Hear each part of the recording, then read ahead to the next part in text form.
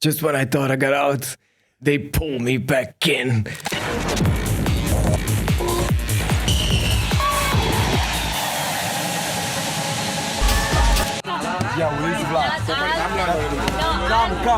Moving to Antwerp opened up a lot of conversations, made me meet a lot of new people.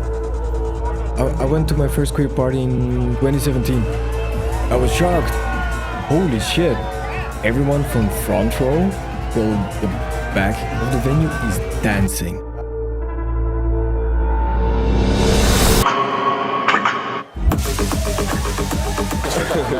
Fucking hell.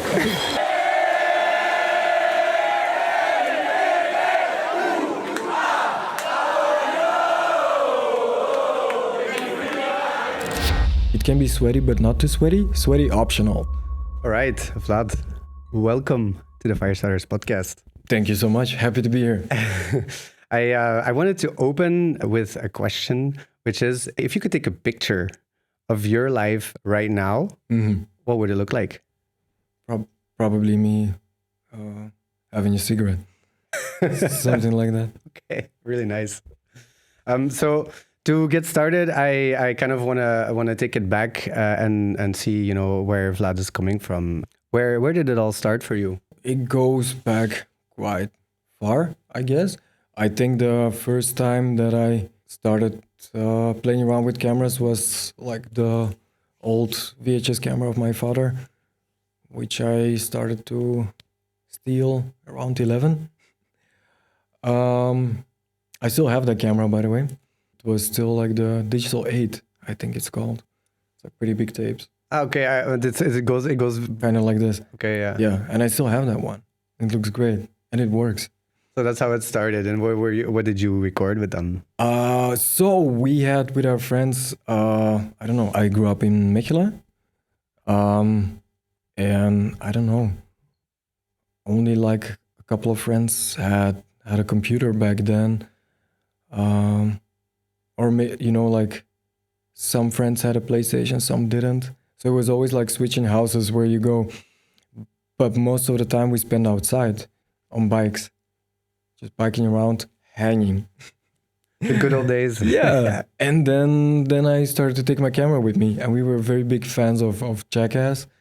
And then we started this thing that was like Jackass Junior, where we were pretending to be Jackass and filming ourselves doing stupid shit. What did you do?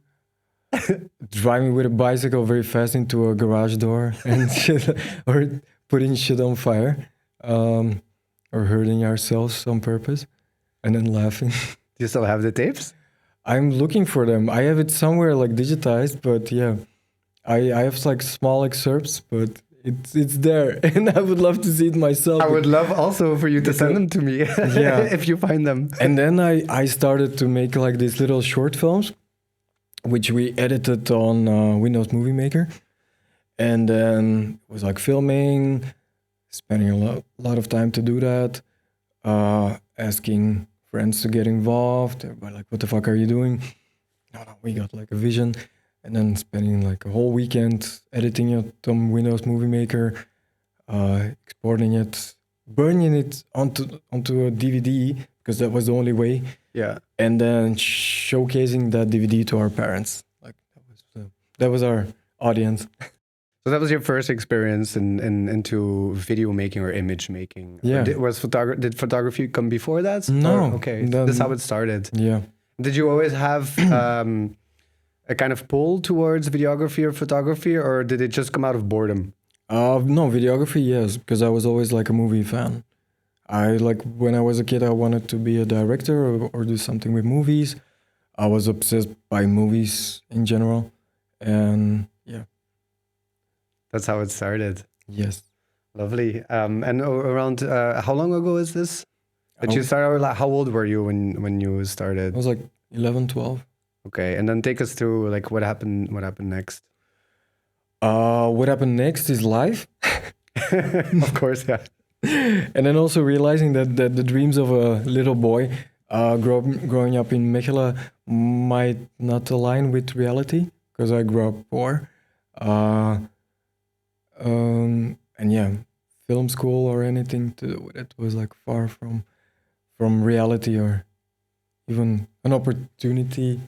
But what were those dreams that you had that were so far from reality? Like, how big were you dreaming? Making movies, I don't know, or something like that. So it seemed impossible. It seemed impossible. It seemed absolutely impossible because the more I was asking questions about it, the more I was bumping into the reality of this is not how it's gonna roll out, because you're just gonna have to do school and do your job and whatever. But this is like, no. Were your parents stop dreaming? Were your parents supportive of it, or No. were they also part of the reason why you thought it was impossible? Probably. Okay. Yeah. What did your parents do? My parents are also artists. Oh, really? I'm from an artistic family. Oh, that's nice. Yeah. My father is a musician and my mother is an artist, a painter. So yeah. Maybe, I mean, I would also like advise. That's what I tried with my younger brother, to advise him not to pursue the artist life.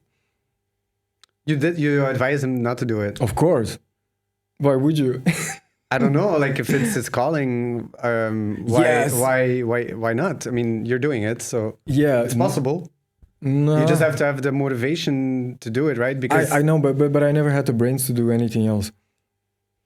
well, that's usually how you find your calling, My right? brother was actually good at school. Okay. So I don't know. Maybe I was somewhere like, not jealous of that, but like he has the possibility to oh, maybe that's gonna be the younger brother that actually has a car, a house, a wife. Maybe I could borrow some money from him. Yeah, that was like, and then no, yeah, he decided to be an artist. So. So he did in the end choose to be an artist. So it's in the blood. What does he do then? What does he do? He's also a videographer. Oh yeah, right. Because I saw some videos of him. Oh, lovely. Yeah. So he didn't listen to you. He chose anyway. Yeah, I mean, I also didn't listen to people, and so in a way, I'm proud of him. Yeah. I am proud of him, but yeah, in the beginning I was trying to protect him from it. Like, there is other ways, bro. Because it's not an easy path, especially when you like don't choose it, but kind of get thrown into it. Because I never chose it. Yeah, but that's interesting. I just went with the flow. But do you ever really choose? Because I mean, A lot of people choose, actually. I often come to the conclusion after a few years after I did school that actually the question like what do you want to do in life isn't the right question. I don't like that question. The right question is what do you not want to do in life, and as long as you're not doing those things, you're probably somewhere on the right path. And I like that train of thoughts, because I always keep canceling things that I really don't want to do. For example, I don't want to work for a stupid corporate job. Yeah. So I'm grinding my gears here with the podcast studio and trying to live, as an artist, but then finding ways in order to do it. And I'm doing a podcast. I told you earlier, I'm also introvert. Yeah. I find it difficult to sit here with all the cameras. But I'm doing it anyway because I prefer this than to work for a shitty boss. Yeah. And so that helps in a way to cancel things out. But if you're young and you just, graduated from school, you don't know what you really don't want to do, right? But it's just way easier to romanticize the artist life when you haven't done it yet. Sure. Then if you have done it for a couple of years, then you kind of face the realities. So then when somebody by choice wants to go into the artist life and you've already been doing it for years, your reaction is usually like trying to, bro, it's difficult, it's fucked up. Like, you don't want to do this, But yeah, I understand. If it calls, it calls. And yeah, I also ignored all the advice of everyone. Does it have to do with self-confidence? Because if the world is against you, parents are not going with you, your family, your friends, you need some sort of self-confidence in order to believe in what you think is the right path for you to follow, regardless of tegenwind, how do you call it, of counter reactions or resistance. There was definitely rebellion. It's definitely a big part of it, I think. I mean, not right now anymore, but for years it was. I'm pretty sure it was like a big driving energy of what I was doing, because it was me wanting to prove people wrong, and that was my adrenaline. That was because I was failing at school. I was not a good student, and then I finally found something that I was good at, and not only good at, often the best. And I wanted to smear that into people's faces as much as possible. And right now I look at it like, that's not a good motivation part. But it was at that moment. It was it gave me a lot of energy in the first years of my creative journey. And I'm not proud of a lot of it, as in terms of I was lacking a lot of empathy or understanding of other people, because I was just trying to scream yes, I can do this, and so on. But yeah, it came also out of, I don't know, years before that where I was not good at anything else, and people telling me that I just suck at life or as a student. Or when did it change that you had a different motivation? COVID. Really? Yeah. Only because you did amazing work before, so... I did. But that doesn't necessarily reflect who you are inside, right? No. It was just, I'm pretty sure, I mean, maybe I forgot it along the way, that was the drive of proving myself to other people. But COVID gave the stop and the room to slow down. And then you don't have all these factors anymore to fuel that. Is it ego? Fire or ego? Yeah. And then you're suddenly in a place with no inspiration, and you're like, oh, fuck, how is this possible? I'm so empty. And that's because your inspiration was driven by anger, by the need to prove yourself better than others. And then I was trying to look for new ways to find inspiration. And that's where, when I encountered actually the reality of that, the first, 5-10 years of my career were fueled by some kind of teenage anger, which slowed down or burned up towards COVID. And so I had to dig deeper in myself to find it again from another side, and I'm glad that I had the opportunity to do that.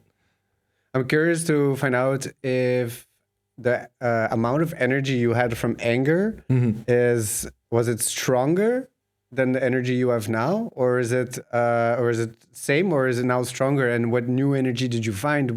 How did you recalibrate? No, during the COVID? I mean, maybe it was stronger in short terms, but it's not sustainable. Right.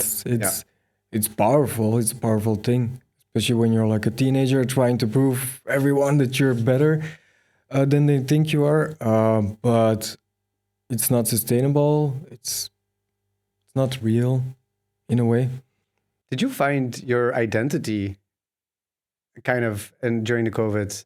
Because for me, it was kind of like a realization as I got older that being a teenager and a young adult is often confronting, because you don't really know who you are. And the older you get, the more close you seem to get to it. So that's where my question is coming from. Could you repeat the question again? Did you find your did you get closer to finding your true identity? What's the Solovov DNA? I started my journey, definitely. So for you COVID is kind of the start of it all. Yes. Interesting. Yes. Because I was doing it all, but I was running like a dog. I don't know what I was running after, but I was running for years. And I was wearing myself out a lot. Yeah. But I didn't realize I was wearing myself out, because it was constantly running, adrenaline, reward. and yeah. Crazy sleep. No sleep at all. And you just get lost in that. And then when you finally have to slow down, there is no choice. You're between four walls, then you have to face yourself. But I have a question for you, because and it was scary and the best thing that ever happened to me.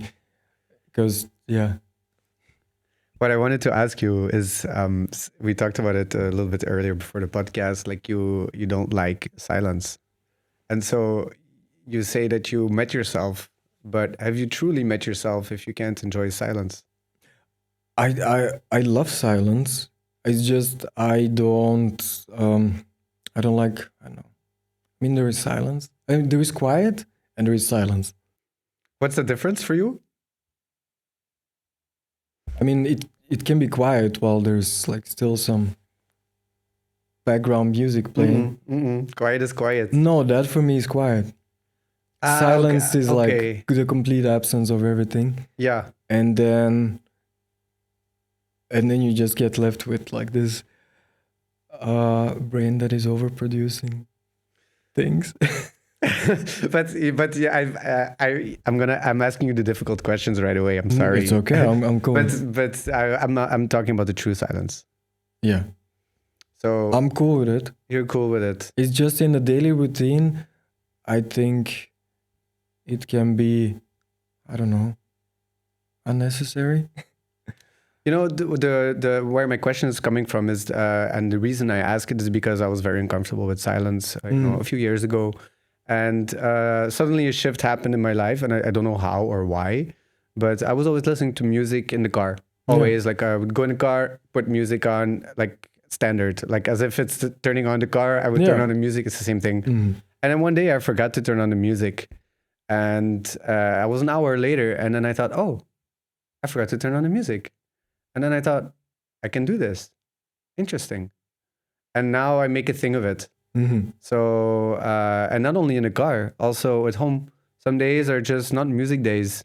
They're just quiet. Yeah. Extremely quiet. Yeah. And I'm just there in my thoughts. And I do enjoy also, I guess, a lot of quiet time and me time, because that's when I produce the best things. I don't think even I would be good in working in a big office for the corporate office, just because there's so many people and there's so much distraction. Maybe it's the ADHD talking. I don't know. But it's just one fart happens in another room, and I'm like, whoa, what's happening? You know, like the arrival of noise canceling headphones is like revolutionary. it's so good. Yeah, they're working now across the street. They're building a fucking store, and just. I have the same in Antwerp right now. Yeah, so I have great noise canceling headphones, and also my cat is always. Last week I went for a week to my parents in the countryside because I had like 2 months of nonstop work. Yeah. And even the days that I could take an hour of extra sleep, I couldn't, because they were starting with the works at 7 a.m. You got lucky. They started at 6 here. Oh, you should write an email about that. There's nothing you can do, man. There's nothing you can do. It's quite funny. I probably should cut it out of this podcast, but because, it's the biggest enemy of a podcast, right? But it's literally across the street. Yeah. And they started exactly at the same time I opened my studio. Okay. Fuck you. Yeah. Always like that. But I feel you, because I used to live in Brussels for 5 years. I was doing my studies there, and my parents also live in the countryside, and I would come home in the weekend. And it's crazy when you get used to the noise. Feel the contrast. Yeah, but you get used to the noise you don't know until you get home. But also the air. It's like crazy, because Antwerp has like the worst air quality in Belgium, apparently. Oh, is it? Mm-hmm. And then when my mother picks me up in Mechelen at the station, and then we're in the car, but the moment we arrive and I get out of the car, open the door, like that first full lungs, I'm like, what the fuck? It's good. It gives you a good reason to go back home every time, right? They have such good air. It's great. It's great. Yeah. Yeah, Mechelen is quiet, huh? I mean, I don't know if it's 15 kilometers from Mechelen. Okay, it's just boerenbuiten. Oh, yeah. It smells like cow shit. It's great. Okay, let's kind of continue a little bit on your journey, and then a little bit later, I'm gonna ask you about some specific projects that you're into. Of course. How did it evolve? Like you were filming these films, these short films. I saw a few on YouTube also with the porn movie or something. I deleted. I put most of it private. That was, I was YouTubing actually since like 2007. How old are you actually? I'm turning 33 pretty soon. in 2 weeks. Okay. So you have kind of the same youth because I'm 37. Yeah. Okay. Yeah. Okay. So these were like when you were in secondary school that you were filming these films, more or less, or was it okay? And what happened afterwards? How did it evolve? I don't know. I was doing school, and these video things on the side, like for myself. But like I don't know, film school or whatever, or even the idea of it seemed like pretty far away.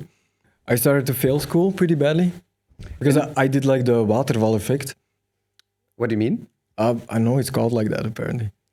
It's when, so basically, I don't know about your generation, but in my generation, I talked with people of my age in Belgium. It was so when I was finishing lagerschool, like the first 6 years, there was this tendency of the teachers advising the parents of like what I should do in mid-school. And there was like this idea that if you do anything but ISO, so like algemeen, secundair onderwijs, you're a failure. Like TSO was for stupid people. And BSO was like for retarded people. Kind of like that. Okay. So and me, I was like artistic and I wanted to do KSO, but that was definitely like the perspective that the teacher was giving, like, yeah, he's gonna like clean up trash and like be a vuilniskar man.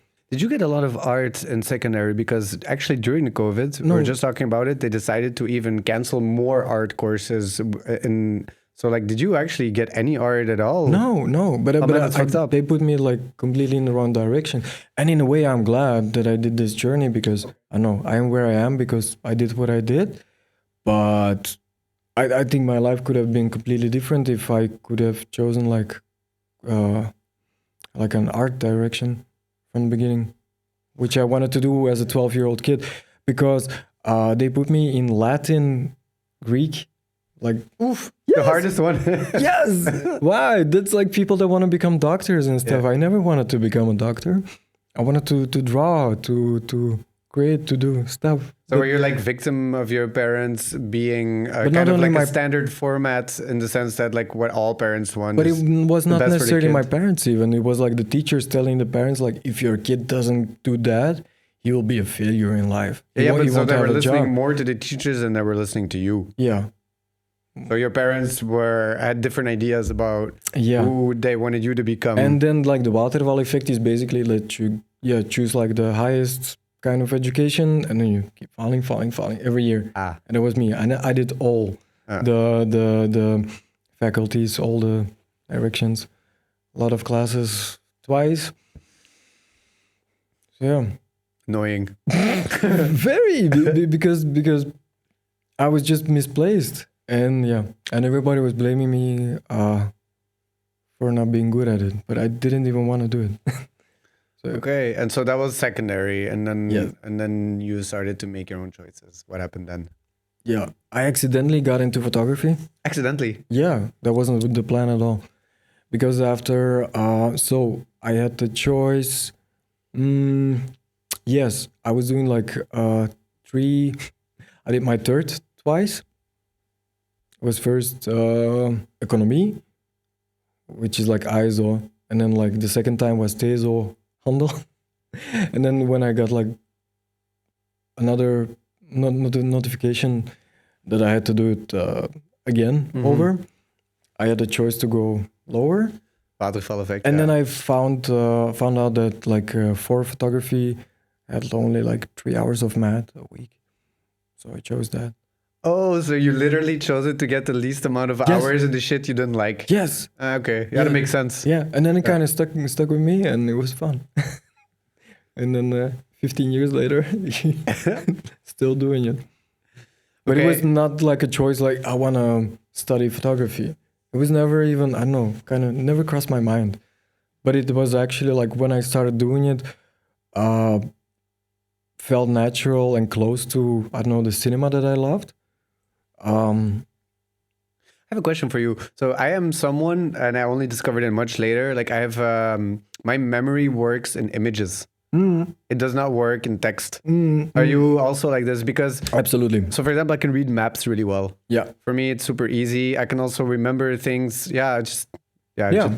I have a visual memory. It's intuitive. I wish somebody would have told me this when I was younger. Like, hey, man, like, because you know how I discovered it, but I didn't really realize it at the moment. I would go to my exams in the art academy, and there would be certain questions. And I would think like, oh yeah, I saw this. And then I remember the page where I was reading it. And I remembered where I highlighted the parts in the top of the page and in the bottom of the page. I remembered the colors. Yeah. But I don't remember what it said. Same. That's how I think that's how I discovered it. But man, I was already like 19 or 20, you know, why? But I never have a teacher who told me I can remember this. the context of a moment that the teacher was telling me something important. I can describe the color of the curtains, the light that was, which students were in the room, which shoes I was wearing, which shoes that the teacher was wearing, all the details except the details on the paper.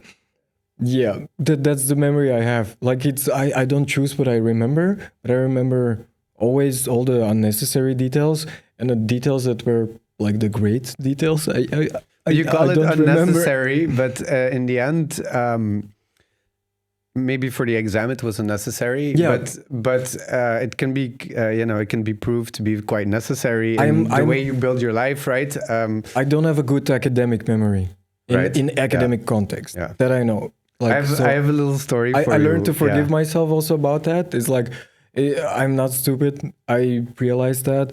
I'm just like, I like to say I'm good at other stuff, you know? And in an academic system, not the best. Like also put me like, I can be passionate about a topic. I can like really be researching it and obsessed by it. But put me in an exam position, in an examination, I don't. My brain just panics, and I forget everything. And then I'm suddenly just looking at my empty paper, and I'm stupid. Just blanking. Yeah, yes, I get it. Yes, and that I had many times. You know, that's why I keep feeling like a driving exam. Okay. Yeah, I guess there's one part is like you must really be kind of passionate, at least in my case, passionate about something or interested in a certain subject in order for me to remember anything at all. And the worst example of it is that even though I am interested in the people that I meet, I often forget their names. Oh, yeah, absolutely. And people like die nemen mij kwalijk. How do you say they hate me for it? But I really like I'll have a conversation with someone and I'll know like a deep. I don't do oppervlakkig. I don't do how do you call it in English? But people do get offended by that. Yeah, they do. But the thing is that I will have this conversation with someone for like an hour or something, and I know like some of the deepest things that they experience, and I remember those things. Yes. But they always care about their fucking name. And I'm like, yeah, but when it really comes down to it, what do you care more about? I remember your name or I remember what you said? Yeah. Yeah, but I found ways of like sweet talking these people. I mean, not sweet talking, but I just apologize. Like, you know. So you also forget names. Yeah, absolutely. Yeah, but I do remember the details that they said. Exactly. Yeah. So your brain does pick up on the important things, right? It's not that I don't care about the person. I really do care about the person, but it's just that name doesn't register like very good. So yeah. I wanted to tell you a little example of something that I experienced during my academy years. I was just as like bad as you, and I would always just get 60%, which is what I needed in my school. That's a lot for me. And at some point, I had a history of art. Yeah.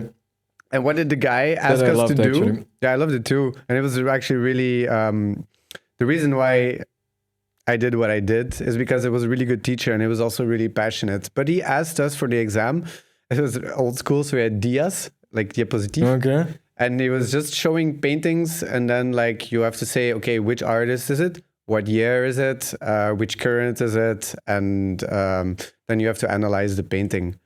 And during the year, I had sort of made a timeline where I had like kind of put the different artists and the different currents, but also like the social, political environments, the religious environment. So like the context in which artists were creating their works. Yeah. And so I had visualized the whole timeline, but I could not for the life of me remember the dates, the names, and all that shit.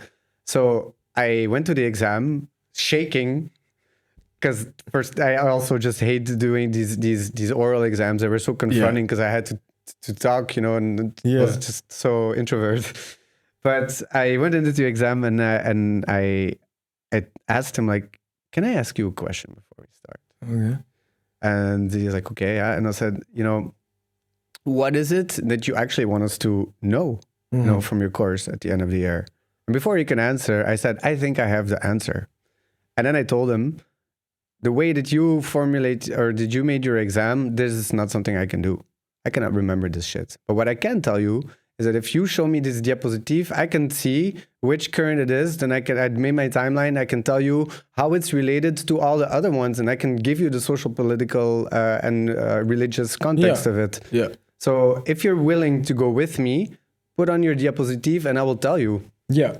You need a conversation. You need a ping pong. Yeah. That's like how I described for. I mean, I used to describe kind of my process also like a ping pong process, like that it's never one-sided. Like when I work in a team and there is a creative concept, a creative project, I cannot work if they just like give us something. I'm like, I need a conversation. I need it to like ping pong, reflect, and then we start. And then once it starts, like you can't stop it. And then the ideas come. Yeah. But like, I mean, I can push something out, but I prefer to have like, the two-sided conversation. Hey, you need to feel them. That you play of each other. Yeah. And then you get inspired, he gets inspired, you get inspired. And then it has to ping pong a little bit. And like that, my brain works and my memory works. Same. And then like it works at its best. So it's like contextual, and you need to be with the right people in the right room, you know? Yeah, so it was a wild shot with this guy, but I felt this doesn't work in school. But I did it in school. I did it. That was in school. That was my exam. He gave you a chance? He gave me a chance. He listened. Yeah. And the crazy thing is, what you say about the ping ponging is I discovered something. So at some point, I'm like, yeah, this, and this, blah, blah, blah. But you know, there's something I really didn't understand. Like, how come this and this? Yeah. I was questioning him about things I didn't understand. But I knew that all he like I had made a theory about what it is that he wanted the students to take away from the year.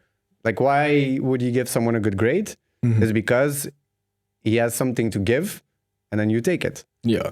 And I realized that all I needed to do was to show that I was super interested and that I really cared about the subject, and I listened to what he said in his course, but I had to do it in a different way that he suggested it.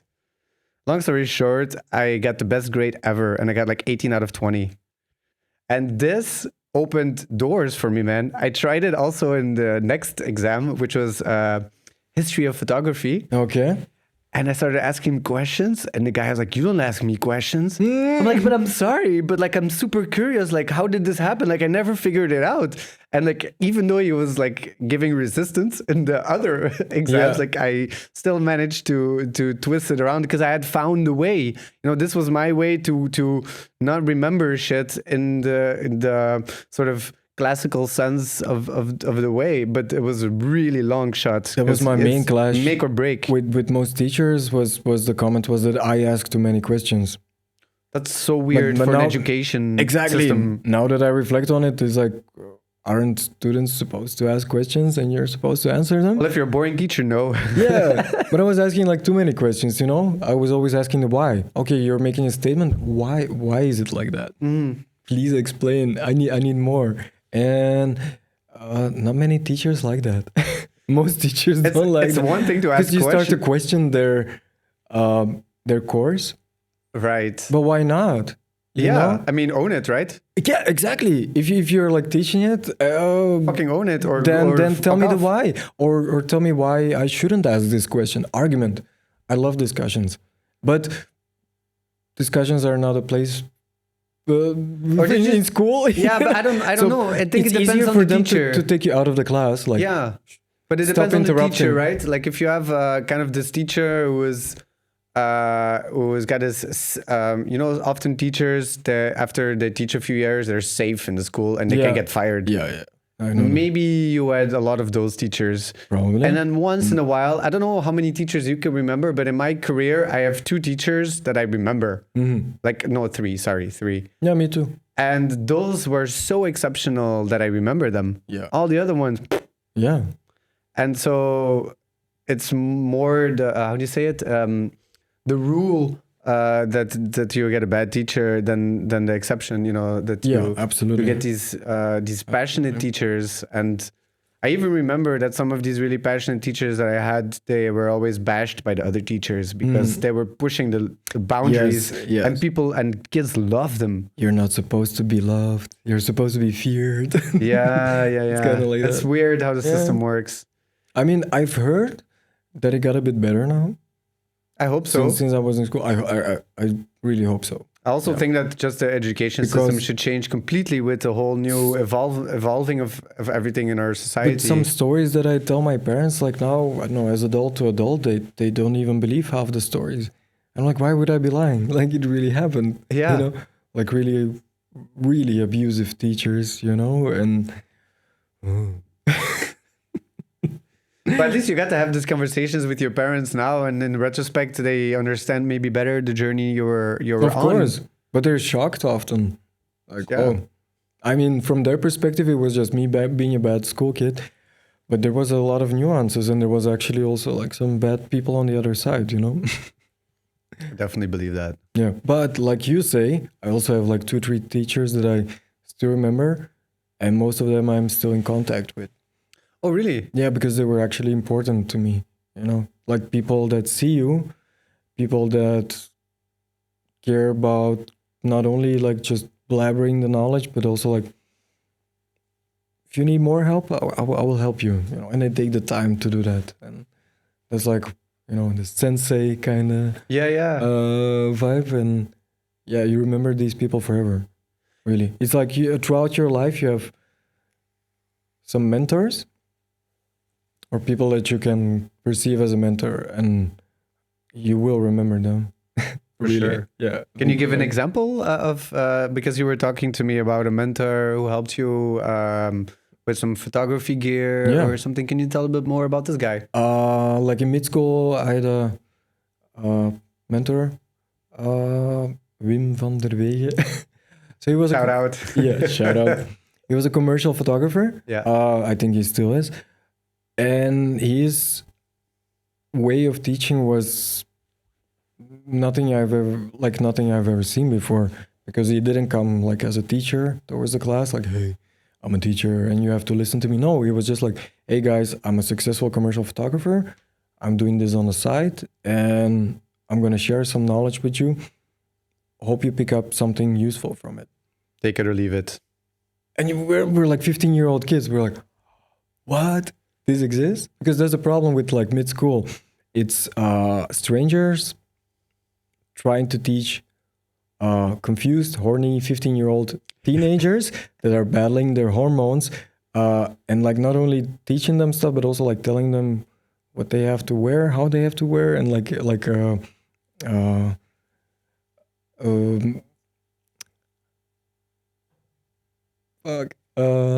what's the word? Disciplining them. Yeah. You can't discipline 15-year-olds.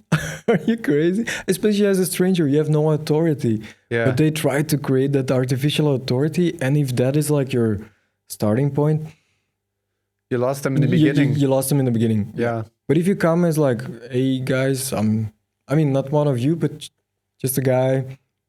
I'm not trying to tell you what to do, but I have some cool stuff here. It kind of feels like the replacement teacher. Yes. You know? Yeah, when the replacement teacher came, everybody was always really happy. Finally we get a break. And I had this like, I wanted to impress him. Actually, I liked what he was doing, but I was also like, I want to do like him, or I wanted to impress. And then when he was impressed, it was for me like a big compliment, And And then like after school or like outside of school, it It's also like, yeah, if you any time need like some photo gear or studio gear, whatever, you can borrow it from me. Try out some shoots because I feel like you can work with it and you have some potential, and it really helped me. Did he do that with everyone, or were you kind of an exception because you really connected with him, like on a different level? He was open to do it with everyone, but not everyone cared enough. You know, not everyone cared enough to, like, in their free time next to school, ask him to borrow his studio gear and to make like a shoot just to make it. You know, was he like a beacon of light in the darkness for you? In that school, maybe, yeah.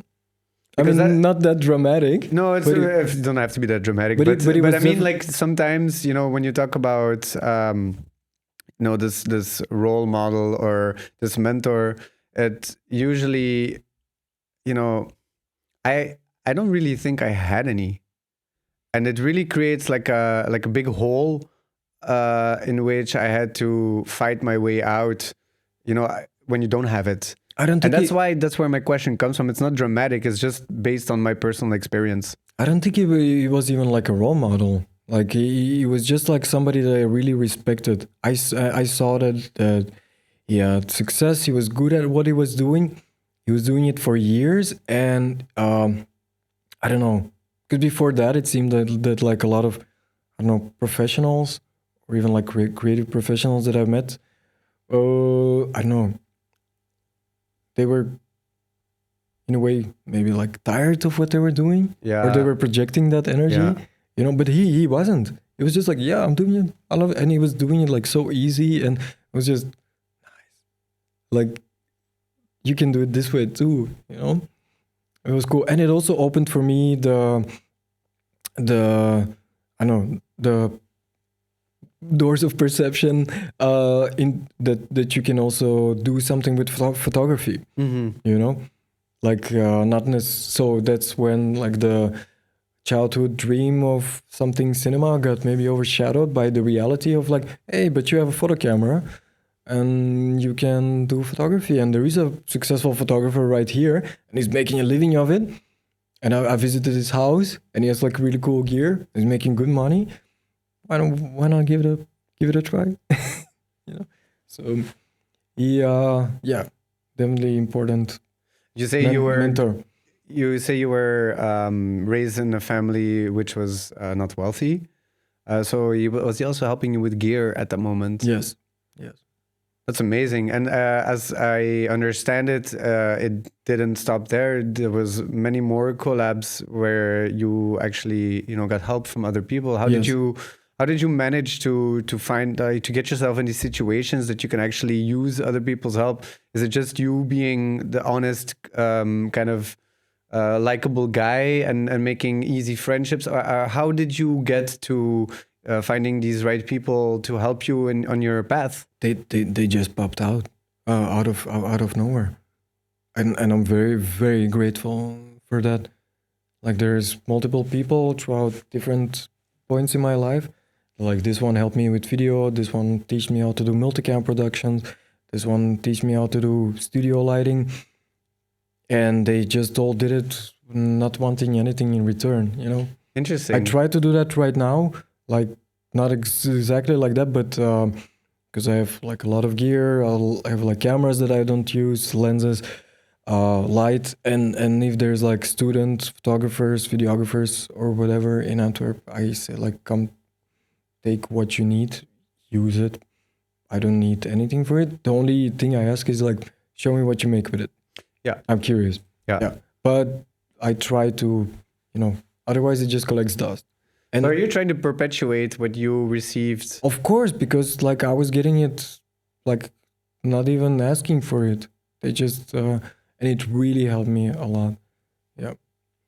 I like that. I like that you're doing that. Well, I feel obligated to do it. So whenever I see my camera or whatever, something lying around without a use, I know. I even try to propose it, you know, to people. Hey, please, like, oh wow, you study photography? Come check out my archive. If you need anything, please take it, please. Like, I need you to use it because that would complete the circle. I don't know. I need to balance but how it do you out. find those people? Like, do you actually call schools, or do you meet enough youngsters in order to? No, I don't call schools. So how do you find these people that you want to help? Well, if I just meet some cool youngsters and they're doing something, But they're already doing something, and you find them within the context of doing something, Yeah, like maybe in the nightlife or in another shoot. probably like that. Okay. Yeah. Okay. So you need to meet them personally. It's not like you have an open invitation through all schools, which is the youngsters. No, not necessarily. Okay. So it's personal. Of course. Yeah. I like that. I wanted to save it for later, but you have a big dream about starting a studio, and where you actually want to help these. Can you elaborate in this future vision of where you want to go to and how you can help these people that you meet, these youngsters? Oh, interesting. I mean, it's not like, I don't know. It's not necessarily the dream, I guess, but I think it's definitely like I don't know, one of the dreams, or it seems like realistic in a way, I guess. Next year I'm gonna live 10 years in Antwerp. Right now I start to feel more and more as being like an established artist in Antwerp. Like kind of people know me, or like the right people, and I get asked more for the things that I want to be asked for. I feel that I'm part of a conversation that I want to be part of that conversation. If that makes any sense, It makes sense. But it did take a while, really, because like when I just arrived in Antwerp, I was very like ambitious, young, energetic, and then I felt like a lot of Resistance? Yeah, like who is this fucker coming here in Antwerp? Like, get out, I really had to push myself into places, and I'm pretty sure it was like from, if I would have like somebody like that coming to Antwerp right now, I would also have the same energy, like, yo, hey, slow down. But right now that disappeared for me. So I feel, I don't know, I feel like I would love to put some roots also into Antwerp. I don't know, give back, I guess, and try to, I don't know, like finalize my fusion with the city a little bit. And what do you mean by putting down roots? Because you've been there for 10 years. What does it really mean for you to put down roots? But you start to grow roots like much later, I feel like now it's starting. So you felt more like a traveler or something? Absolutely. Like, okay.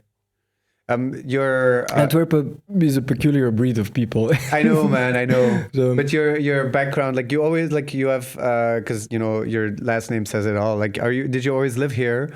And do you feel like perhaps maybe where my question is coming from, this maybe disconnect, is that I lived for 10 years, in other countries, and then when I came back, like I have no feeling with like Belgium. Like I don't feel Belgian at all. That's why I'm doing the podcast in English. Also, I'm much more world thinking, I guess. Okay. I'm just a world inhabitant, I guess. Is there something like that for you also that took you 10 years to put roots down? That's where my question is coming from. Why now? Why not?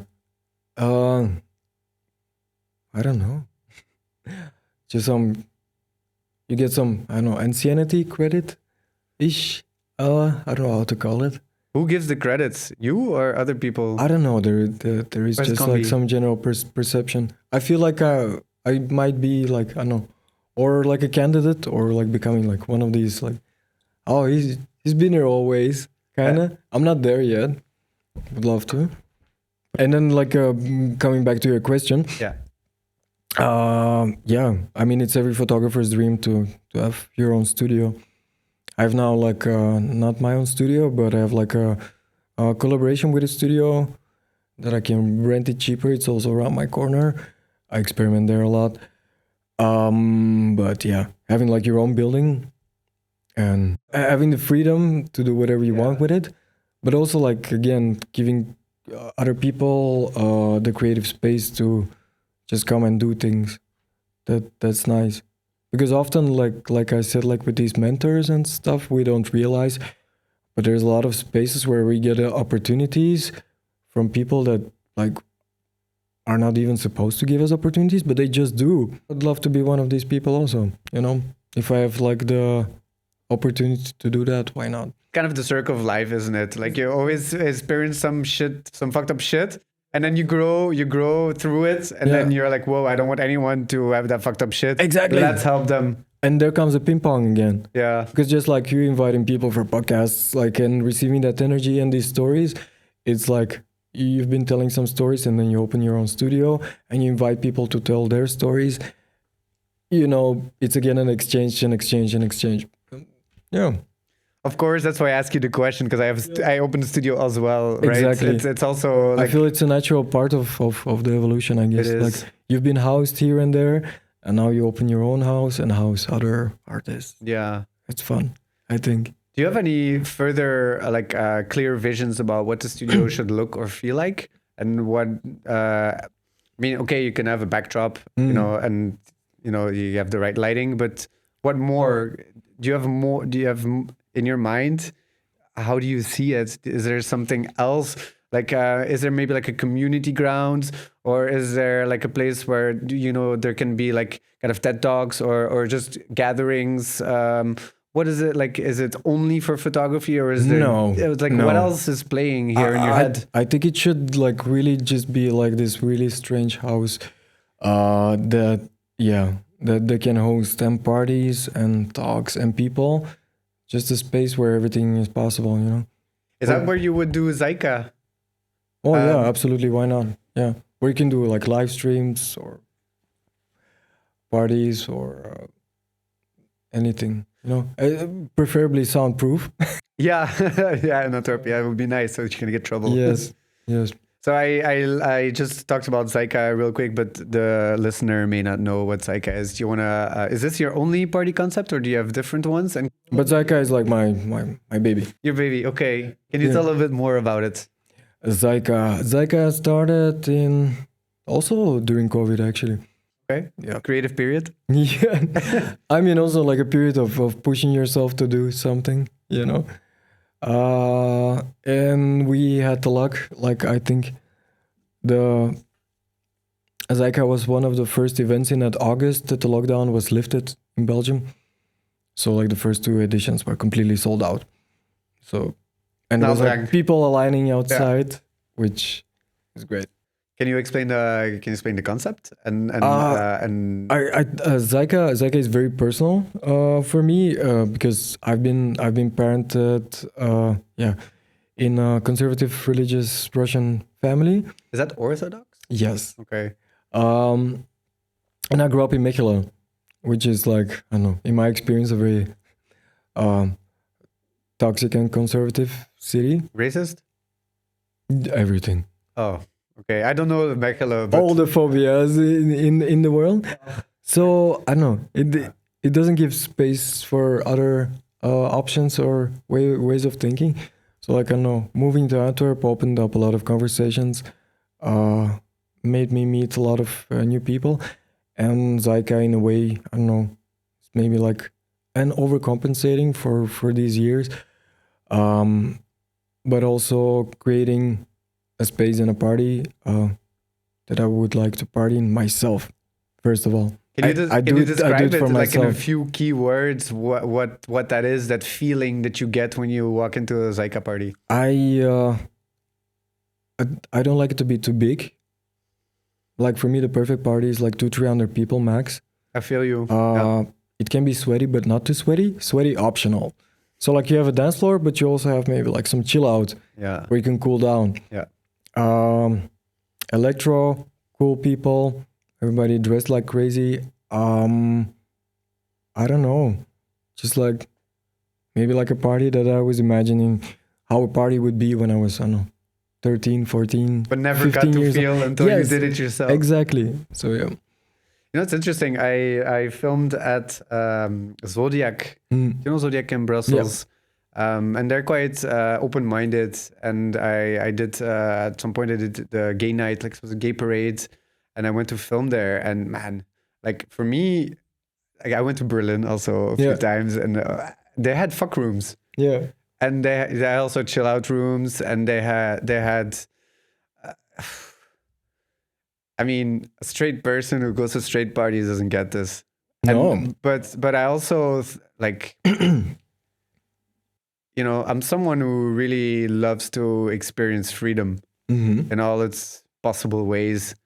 And when you can just be and do whatever without any rules, like this opened my mind. And that's why I have kind of some interest in your parties, because they're very LGBTQ, if I say like this, friendly. I went to my first queer party in 2017. Yeah.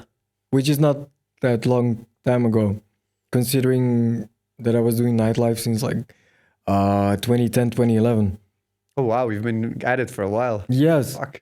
But then like my first queer party was in 2017 or 2018 even. You only discovered it so late. What was your first reaction then when you arrived at the party? I was shocked, but shocked in a good way. I was like, what? Because the thing is like, at that point, I was like not already tired of nightlife, but I was definitely already having like these moments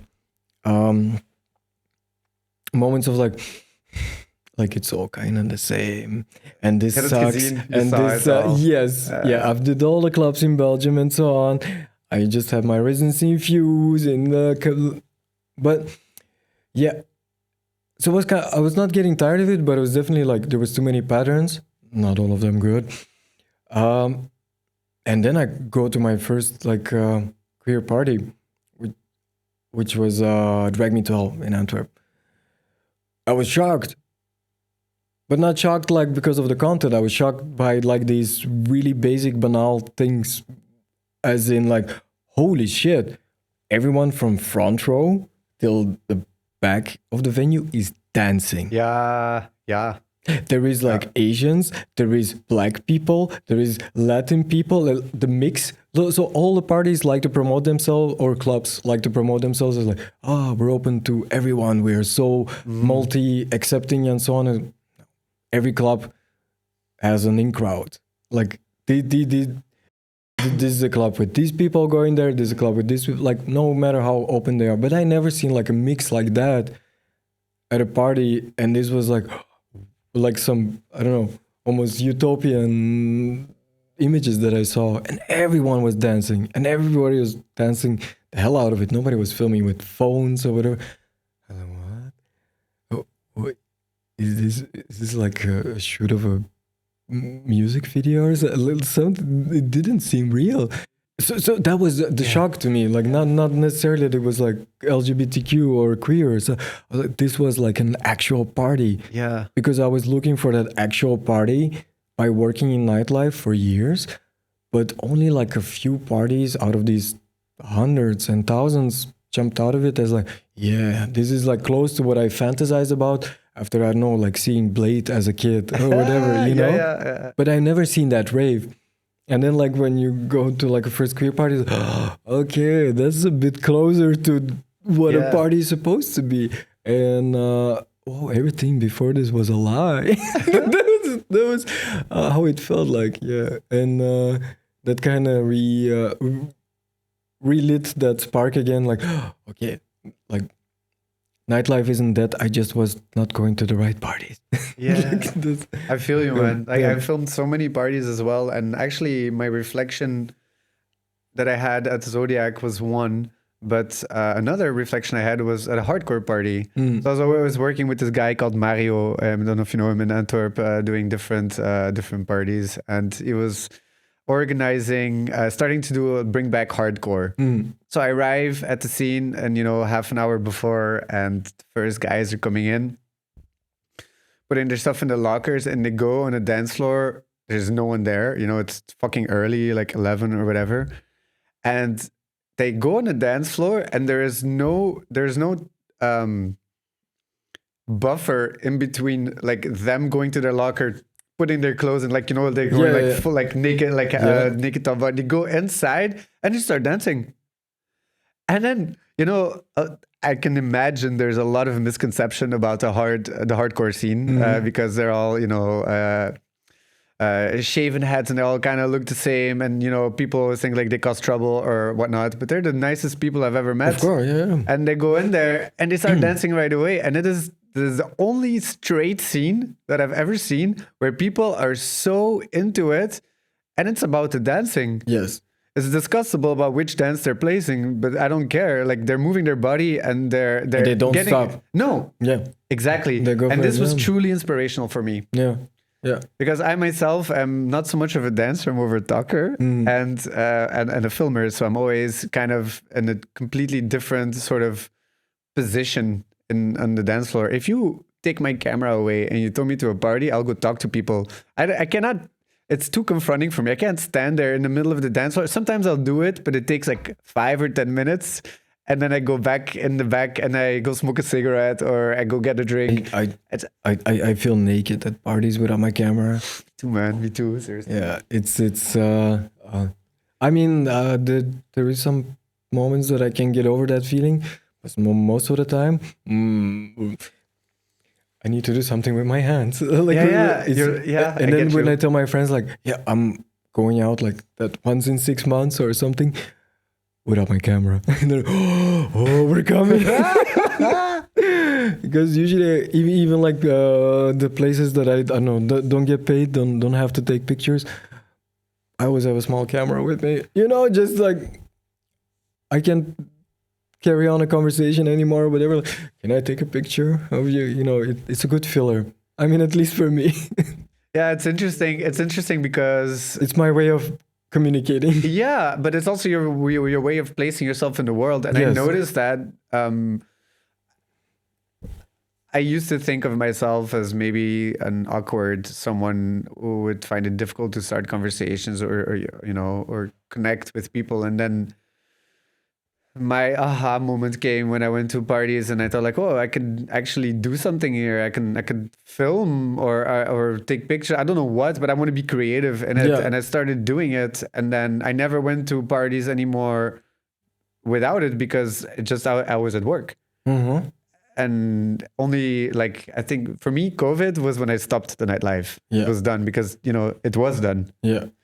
Then my reflection came and then I go to not so many parties anymore. Like, I guess the process of growing older and the sleep that I actually don't want to miss anymore, so I can be fresh the next day. But yeah, man, when I go back to parties, I'll be standing, like, I'll try to find a way behind the DJ and I'll make a great shot. I'm like, dude, like, I'll start talking, look, I made great shots of you. I'm just a guy in the crowd, but here, let me send it to you. Like, oh, thank you. I can't help myself. I can't help myself. Yeah, exactly. I feel you on that one. It's just the way that it's a blessing and a curse. Yeah, but it's the way that I found that makes sense for me. And now that I don't film there anymore, it doesn't make so much sense to me anymore. It's difficult. And then when I do go, then I just end up finding some dark back room with my pack of cigarettes and just talk to someone and go into the deepest depths of their lives. And ultimately, the funny thing is that's how I came to do the podcast. Yeah, it's because I was doing this, but like either I was drunk or they were drunk, and the conversations were great, and but they weren't as constructive in the sense that, you made the effort to come from Antwerp to come all the way here. Like, we're going to have this talk and you took the time to come here. It's being recorded. It matters. It counts. But these other conversations, you don't know. I forget half, he forgets half, or she forgets half. And they just kind of get lost. And so this for me is kind of like the next level of these talks that I used to have, but they're just more structured and they're more valuable to me. And you're it's like so weird. Reconstructing the memories that you've made along the way. Kind of. But I guess it's more about just, going with the flow of who you are. Yeah. And then I just realized, like, okay, I love talking. I always used to get at school the remark, like, oh, you talk too much. Like, yeah, but I have some shit to say, you know? Yeah. But I never really realized that it could be something that you could do as a living. Yeah.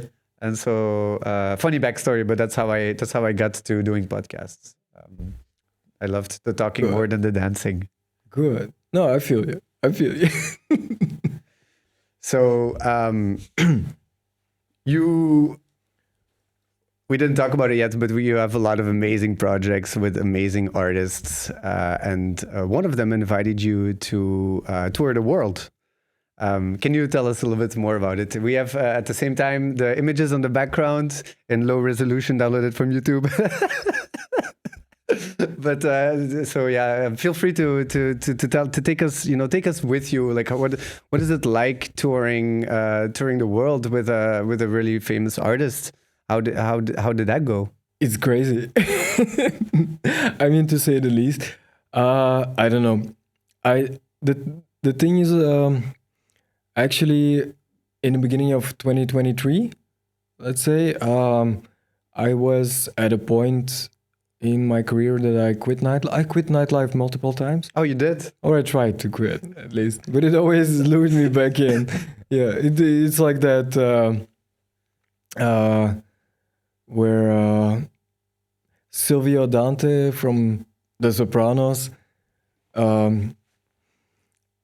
reenacts the Godfather scene where he says, like, just when I thought I got out, they pull me back in.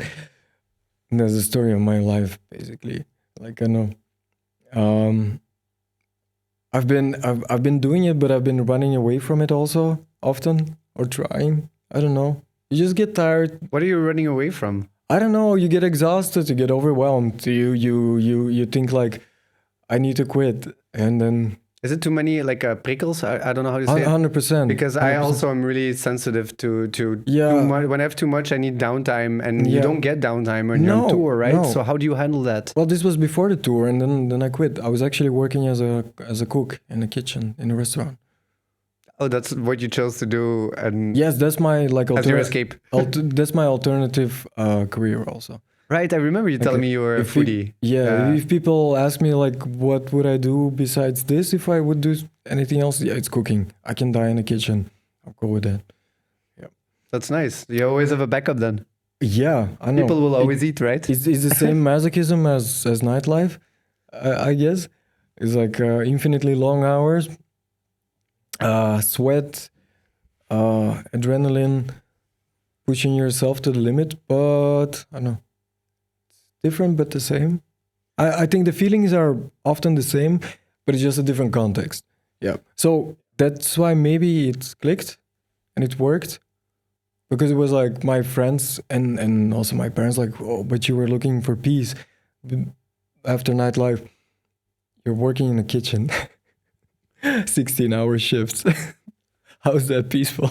But I feel like you need a challenge or something. Of course. It seems like you would get bored otherwise, right? Oh yeah, but I was happy. Yeah. But I was, I don't know. I kind of not entirely gave up on nightlife, but definitely, like, for most part, I was like done with it. Fuck it. And this was 2023, so 2 years ago, kind of. Yes. Yes. Yeah. And then, around May or June 2023, I got the email from the management of Indira Paganotto. How do you know how they found out about you? Like, what was the thing that pushed them to send you the mail? Well, I met them a year before that. I was at Tomorrowland shooting a different artist, and we met in a backstage briefly. But that was it. And it was one of these hundreds of encounters. The thing is, like, you get, I mean, probably this is not the only industry that this happens in, but you have to get ready to get a lot of empty promises. You know? I hear you, bro. This typical thing, like, we should work together. We should do something together. Yeah. Or like, I love your shit. We will contact you. Mm-hmm. It never happens. Never. Like 9 out of 10, I know, 19 out of 20. No. Is that because it people are just- under the influence of alcohol and things? They're getting 100%, really. 100%. Is that the extra sort of I learned- motivation? Every backstage conversation, always take it with a pinch of salt. Never believe it. Because the versions of the people that are there are not the actual versions. And everybody's trying to say something nice and give some compliments and so on. But do they really mean it? Not many people really mean it. Sorry. So yeah, like after a while you get tired of it. And there was like so many more and more moments that were like, that you just don't get it. Like it was almost there, even like mailing with the management, like getting together something like a project. And it wasn't like happening, and like time after time after time. And I was just tired and I stopped believing in it. And I was like, yeah, fuck it. I'm just going to do something that has more guarantee, stability. It's there. It's not going to run away. I'm going to work in the kitchen. So I was there. And then, yeah, so that summer of 2022, I met Indira in a backstage. And I thought was one of these conversations that would lead to nothing, you know? But then like a year later, we briefly met again at Extreme Outdoor. Okay. And it was maybe... In my backyard. And even shorter. Yeah. But it was maybe like a reminder of like, oh yeah, we met before. And then I think a couple of days after that, I suddenly see on my Instagram her liking all my posts. And then that same day, I get an email from her management like, hey, we're looking for somebody to tour with us during the summer. Are you open to that? How did that feel getting that mail? After all this disbelief? Well, I still didn't believe it. You didn't believe the mail? No. You thought it was fake or what? Well, no, but it was, I thought, yeah, that's one of, again, like this sure. pointless conversations. This is not going to lead to anything. And actually, like up until I stepped on the plane, I didn't believe it, you know? Yeah, I feel you. Because there's so many empty promises again. Like everyone, like, yeah, we're going to do this. We're going to work together. Well, what did you expect to find once you took the flight if you didn't believe in it? You know, like, where were you? I had to go through a couple of gigs still, like, yeah, this is actually like happening, you know? So yeah. But also, like, yeah, in a way I quit. So, I don't know. I took all my friends, a couple of my friends, telling them about this opportunity. I'm like, should I do it? They're like, Vlad, who are you kidding? Like, this is what you always wanted. Yeah. And it's not that you now decided to quit nightlife, that you shouldn't take it. Like, go for it. Oh, no. Vlad, you know your answer already. You're just like, I don't know, looking for some conversation to maybe bullshit yourself. Anyway, I don't know. But yeah, I needed some reassurance. It sounds like you have good friends. Yes, they helped me definitely. And yeah, and even my mother, like surprisingly. Yeah. Because I told her about it and she's like, Vlad, do it. Do it. And I did it. And then like, yeah, the 3 months, the summer, that was a lie. Because we toured for 2 years. But so the tour never stopped. It progressed naturally, like because you told me on the phone like you were coming back home for some time and then going back. So it wasn't like you were 2 years. Oh yeah, not nonstop. Completely nonstop, but you had some breaks which were quite short, but still you had some breaks. Yeah. From home. Yeah. It was not like I was away from home for 2 years, but in a way, yes. Yeah. Because like after the tour stopped, I started to get back into like the Antwerp social life. And then I realized, oh, I was away for a while. I missed some things. Mm-hmm. So yeah, because I wasn't there. But it was good. It was a crazy experience. Take us a little bit on this tour with you. Which countries did you visit, and you know, what are some of the most memorable moments you had there? And also, yeah, I always ask a million questions in one, but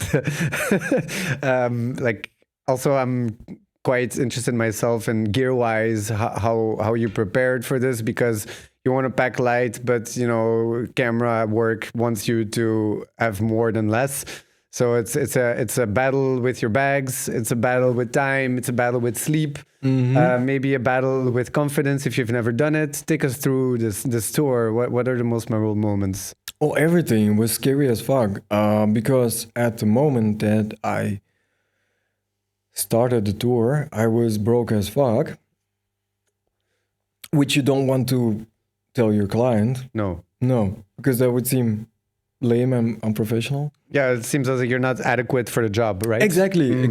So everything is fine, but then you start to bump into like these small little things, as in like, I don't know, even checking into a hotel. Oh, you need to like put a deposit, and I'm like, but I only have like 200 euro on my bank account. And so you had to tell her. So like the first, I know, months was difficult because before I was like actually starting to get compensated or make money. Because like to make money, you need money. That's also kind of weird, but yeah, it is like it is. So yeah, these first months was a little bit struggling and scared of that. But I got through it. But you had to tell her, were you open book with her? Did you tell her in the end, like, yeah, I just don't have any Well, money? eventually, yes. Like not right away, you know. You can, yeah, because you wanna seem like confident and pulled together and without any issues. Yeah. So, but we're all human, right? Exactly. But yeah, and gear-wise, yeah, that was definitely a challenge. Yes, because touring, I mean, at least in my experience, and most colleagues that do it for a while, it's only carry-on. You don't check in luggage. So did you get like a special rule that you can have more than one carry-on? Like, did you keep asking for this, like 2, 3? I had a small trolley with like my stuff and a backpack with my gear. So your clothes were in the trolley and your camera gear was in the bag. Yeah. And did you have backup cameras? Because, you know, God forbid you have a broken camera. No. You had only one camera? Well, one video camera, one photo camera, 2 photo. I mean, I had a lot of cameras. Yeah. But like too much. But it was like 20 kilograms on my bag, essentially, which was like a light carry-on. So like a couple of times when I was checking in, I mean, if I had to check in after all, and then I take off my backpack just to let my back rest, and I put it like on that thing. Oh, and it's a scale, and I suddenly see the red numbers going up, like, oh shit. I put it back on my back so they don't see that my backpack is actually like 20 kilos of luggage. There's a trick for it, huh? Like, what was it again? I think if you, what was it? There was one guy, I forget what he did, but there was a way to kind of like, if you just when they're checking the numbers, just like incognito, kind of lift your bag a little bit. Like, did you cheat a little bit on it, or did you just? But you have to sweet talk a lot. Yeah. But so some airlines are like, like Ryanair. But the thing is, I would rather miss my clothes than my camera bag. Yeah, never check in your camera bag, dude. I would never do that as well. So yeah, if you need to check in something, the things you can lose. Not the expensive things. Like your bag of clothes is worth less than just one lens or one camera. Yeah, but also you have to do the work. Like you have to be able to do the work. Like without your clothes, you can do the work. So I need my camera, editing naked, and my laptop. So yeah. What are some of the most? No, wait. Before I want to ask you about the most memorable moments, I kind of also want to dive into, you know. Of course, you didn't sign up for 2 years ahead of time, but like, you know, you're always together with these people and you build these relationships. And how did that go? Are you someone who was very easy to get along with, or was there a lot of compromises you had to make in order to make it work? You know, always being together with her or with other people. I don't know how many people you traveled with, but ultimately, there was some people there you had to get along with, and if you didn't, it would be an issue. Yeah. So that might be also something you're afraid of before you start. Like, will it work out? Will I get along with everyone? How did that go? I was a bit scared of that, like, but it worked out okay. Like most of the time, we were touring with the two of us, just me and Indira, and yeah, you really have to support each other a lot. It's like when I was down.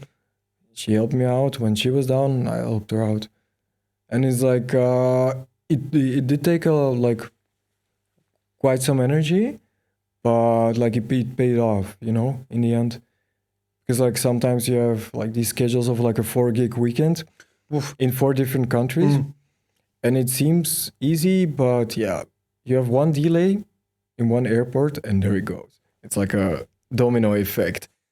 The waterfall. Then you get late on a gig, like whatever.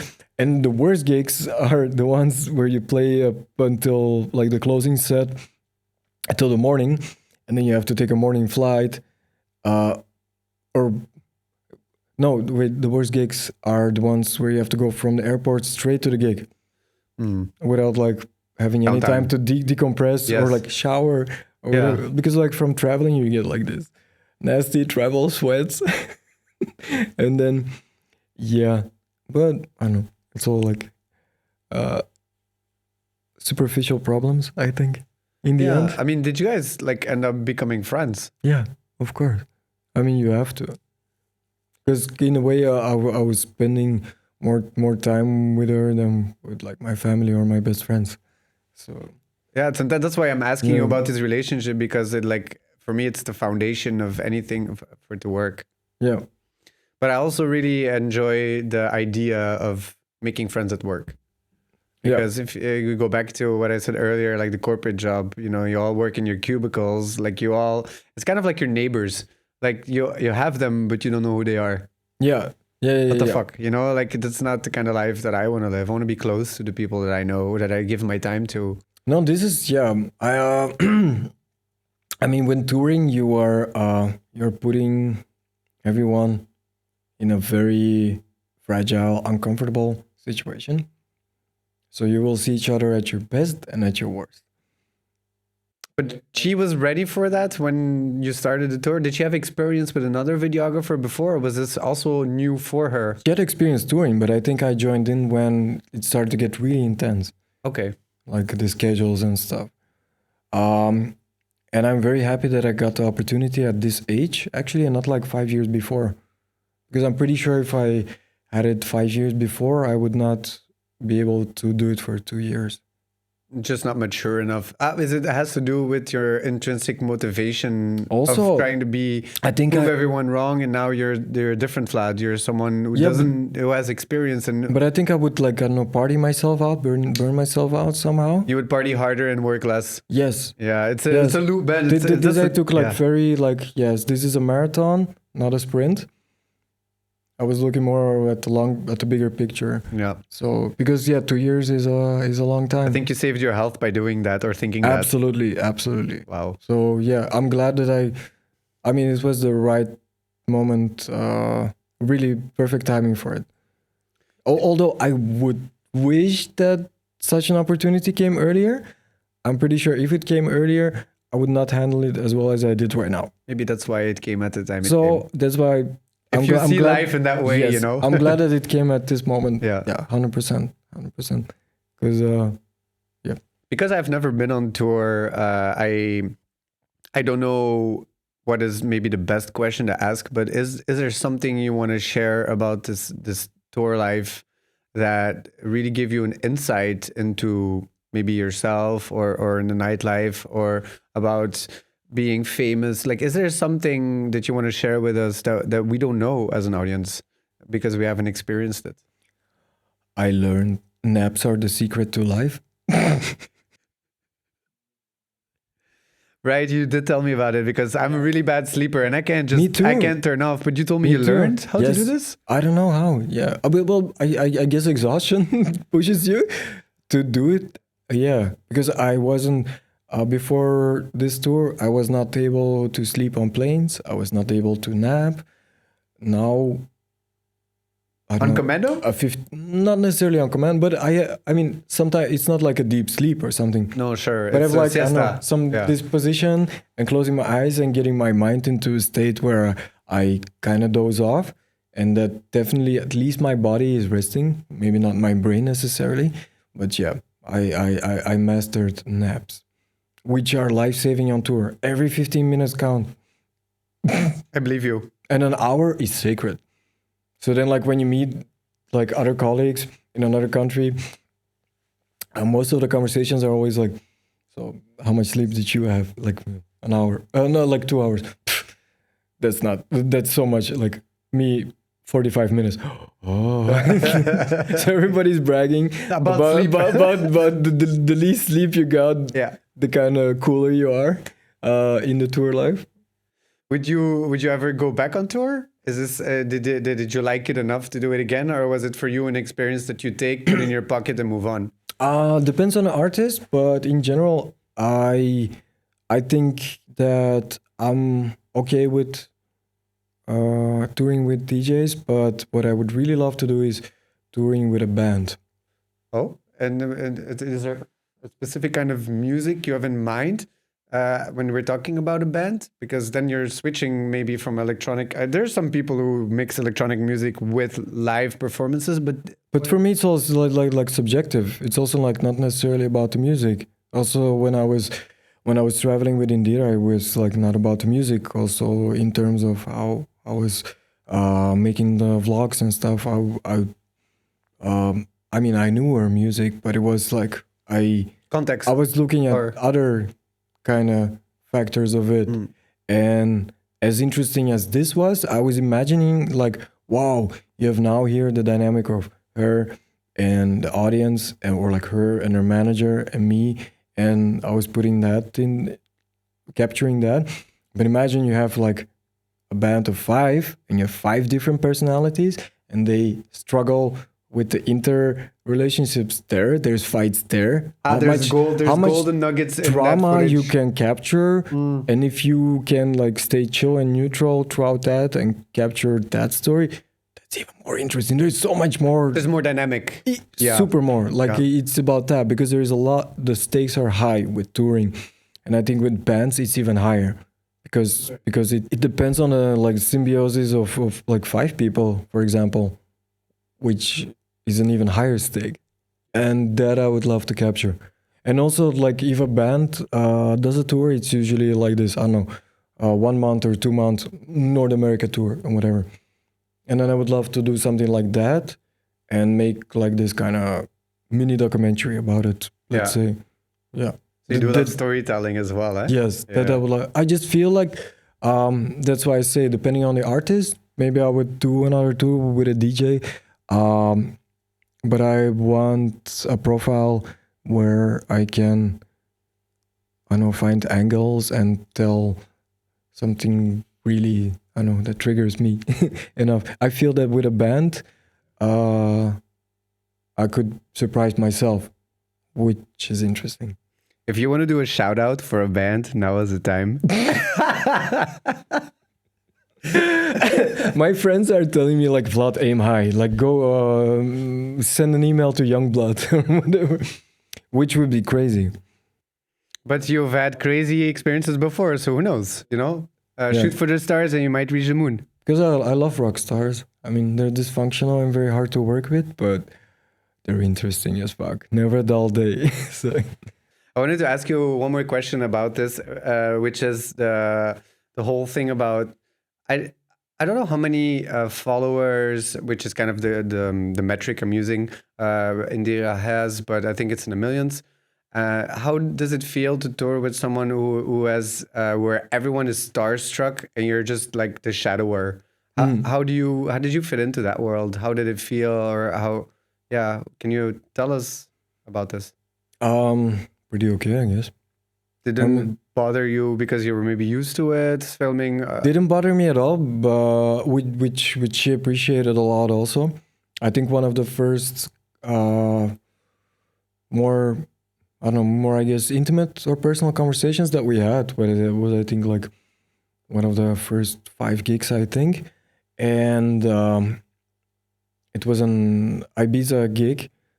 And after the DJ set, there was a backstage full, and there was like artists coming from another club that were even bigger artists. And I was just like, I don't know, awkward, quiet, chill me in a backstage, I don't know, doing my thing. But she noticed that because we were like on the drive back to the hotel, and she's like, you really don't give a fuck, right?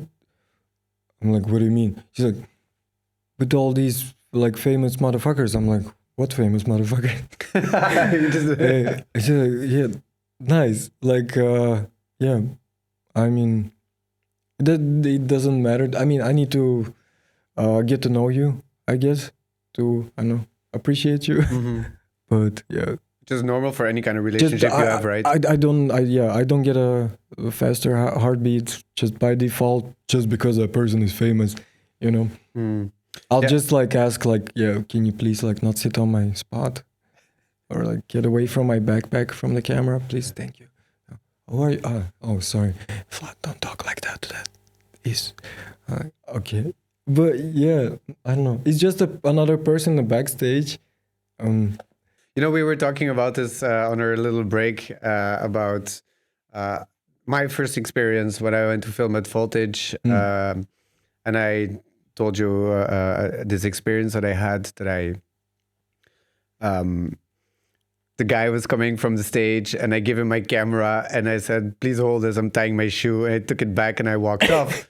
And I told you, like, my intention was to show at that point, because it was, you know, I was new in my career, that I did not want to see these artists as being higher than myself. But I also don't want to see the crowd, for example, as being lower than myself. No. Like, we're all, you know, on equal grounds. And I feel like you're kind of tapping into this by telling me the story, how you kind of dealt with this fame, because ultimately it's shallow, you know. Absolutely. And there's something, you know, this is, maybe I shouldn't do this in a podcast, but like, my opinion about fandom is quite negative. Mine too. Because I feel like the definition of a fan is literally stripping yourself away from being on even grounds with someone. If you're a fan of someone, then you look up to them and you're like, wow, wow, wow. And oh my God, and tears and signatures and pictures. Yeah. And then what? How does that make your life any better? Like, it doesn't. I mean, sometimes it can be like romantic and cute and beautiful, but in general, it's like a drug. Yes, absolutely. Yeah. You just get high and then you go home and, you know, you see these, especially in America, like, they see their artists and they're like, ah! And like, you never see a person in this kind of state until you see a fan. You know? I only have like one or two artists in the world that I have that with. Yeah. Which is like Justice. What is this? Justice, the French electro band duo. Never heard of them, sorry. Oh, come on. Send me the links, send me the... you know the songs. But yeah, but these are like maybe the only people that, like, yeah, when they come close, I'm like... It's hard to not be starstruck, I guess. It's not so, but I'm like, I feel different. But in general, yeah, I've worked with the world's biggest, electronic music artists, at least. And it was always like chill. And in the end, in the conversations, it felt like they appreciated it a lot, even though it wasn't on purpose. It's like, what do you mean? They're like, you really like a chill, down to earth to work with. I'm like, what do you mean? Never mind. You know, but actually what they meant is like, you're not approaching me as like the star I am, which they really like, because everyone is like fake smiling and not telling them their opinion, even if they're wrong and whatever. Me, I'm like, yeah, this is not good.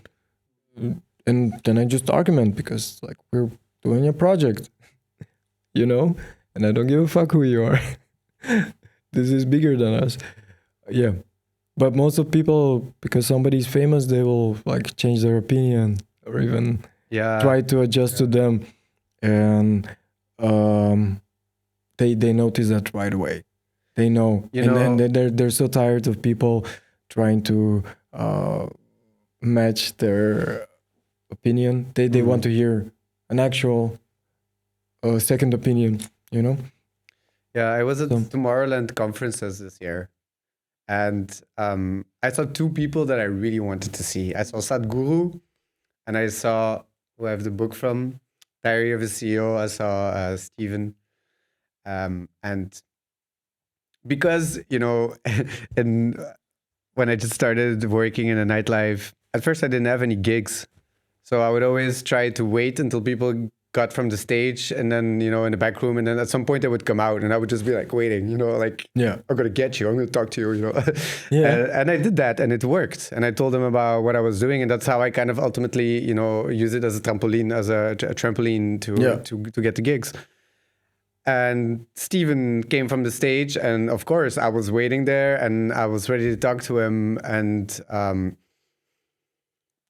I saw him coming by and like I felt inside like if I talk to him now, I'm gonna fanboy the fuck out of it and I'm gonna lose my words. I'm not gonna say what I want to say. I'm gonna sound needy or clingy or starstruck or whatever. And I didn't do it. I really, really wanted to talk to him, but it was the wrong context or the wrong moment. You didn't do it after all?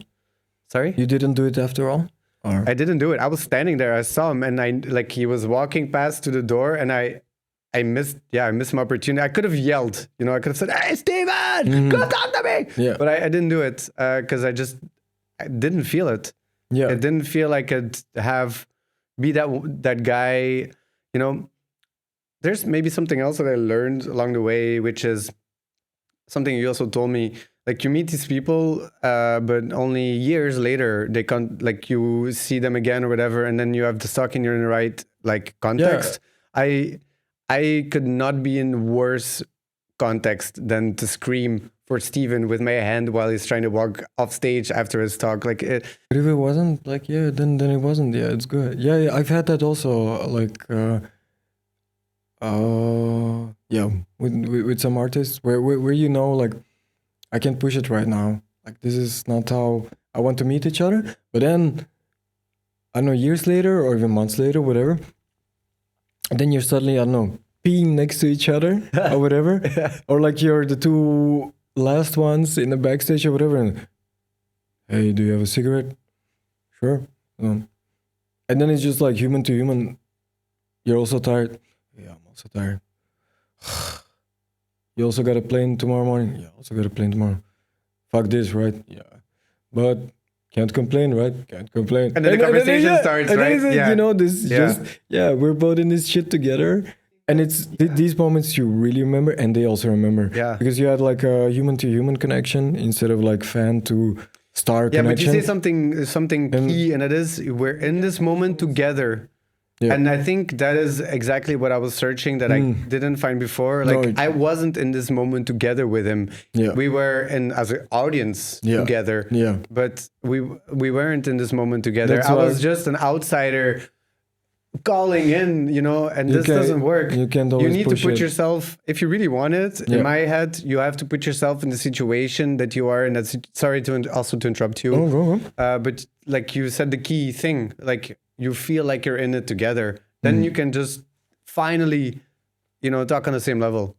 There is no need for fuss. Oh, you have the plane. Oh, I'm also hungry. Oh, how many hours of sleep did you get?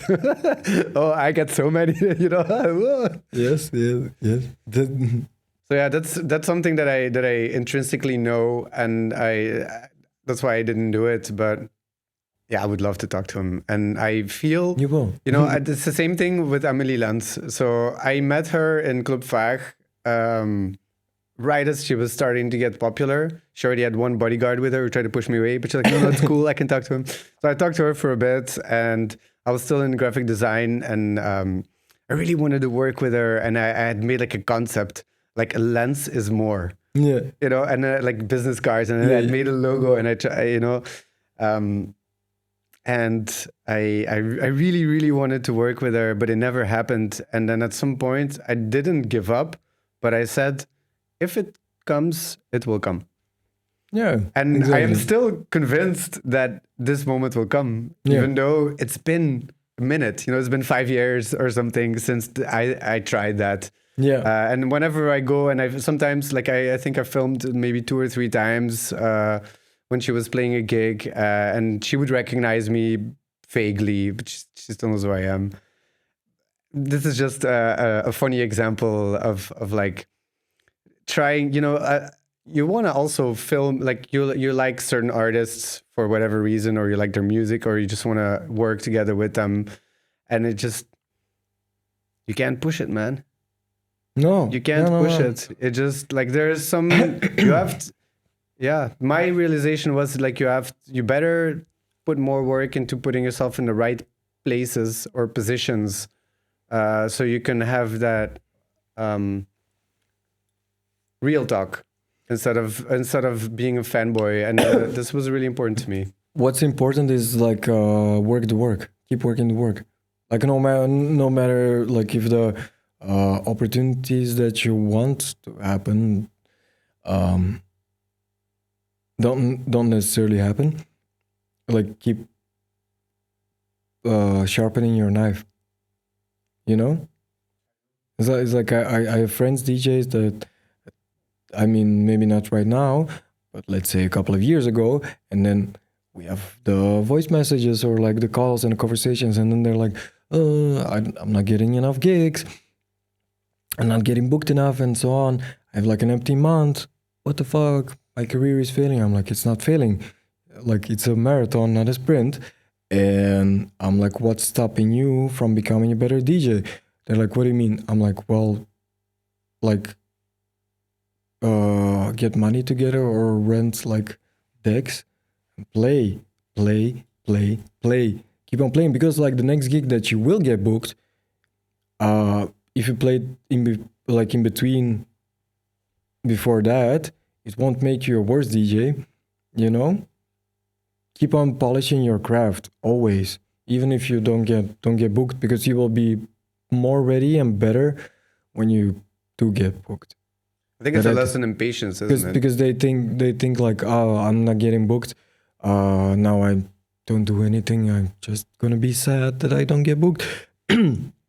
But I think you should always keep on doing your thing. You know, even if you don't get booked, practice. Yeah, and also don't fall into the victim's role, because that is your worst enemy.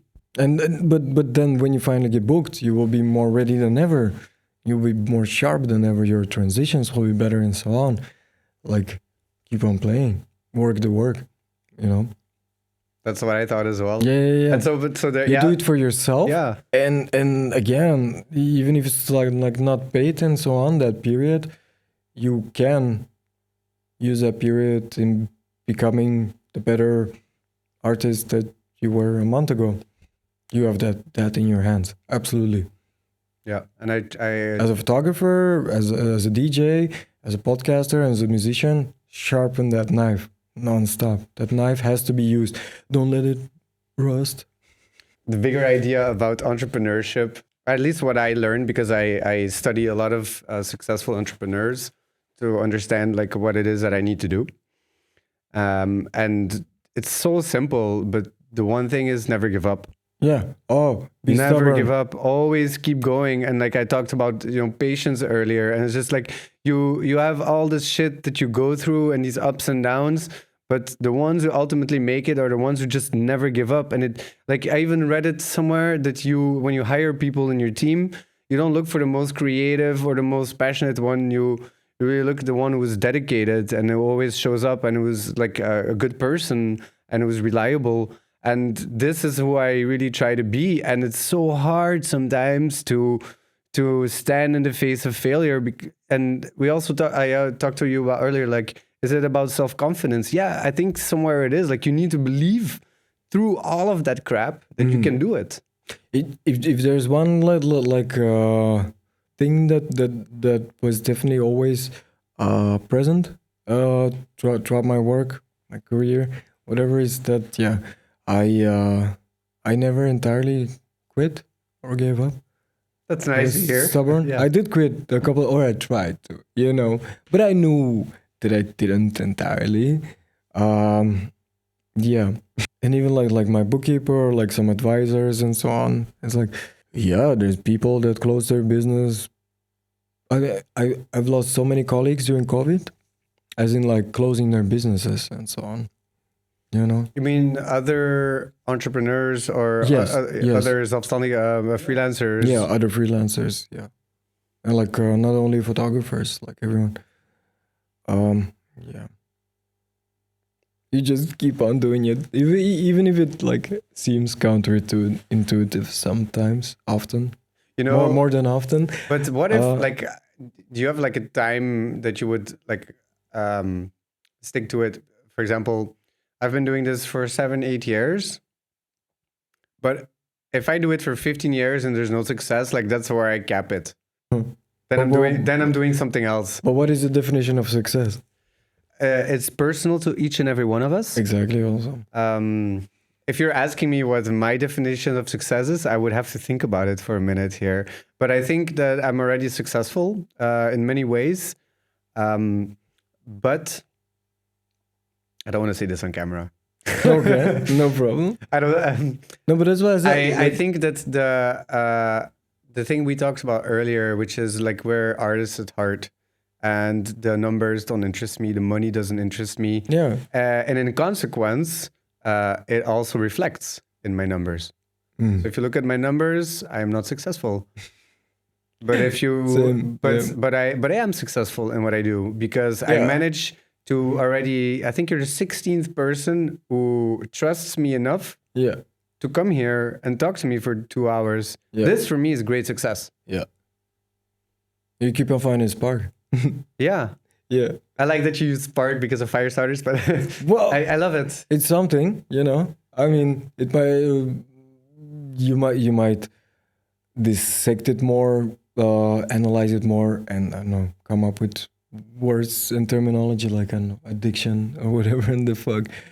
But there is something that brings us back to, even if it's like against all odds, I'm here.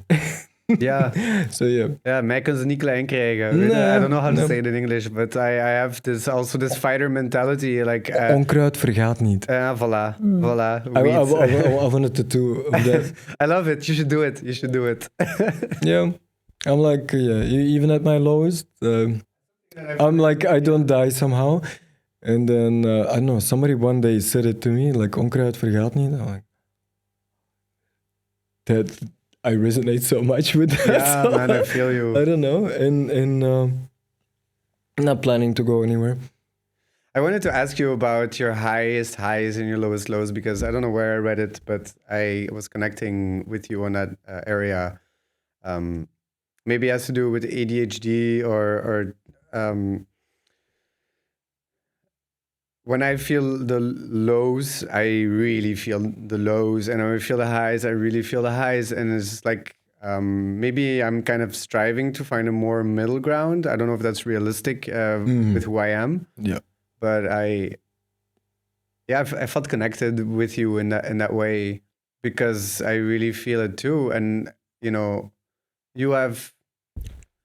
I think it's stupid to say big names, for artists because they're just people. But you worked with a lot of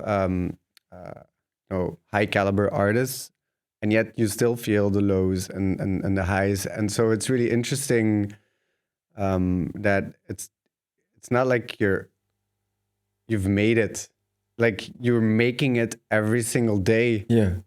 And you keep on making it. Yeah. Perhaps that's a deeper truth or something about making it happen or being successful in your own terms. That's why I said, like, I mean, first of all, I guess the definition of success is not only personal to everyone.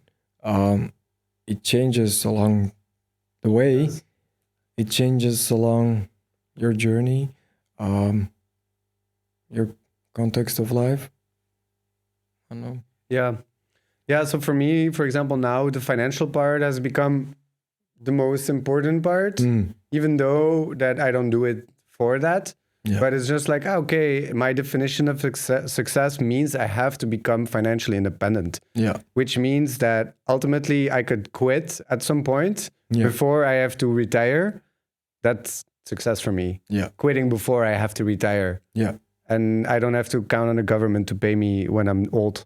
That is my definition of success. As much as it's cool to romanticize the idea of like a broke artist, it sucks to be a broke artist.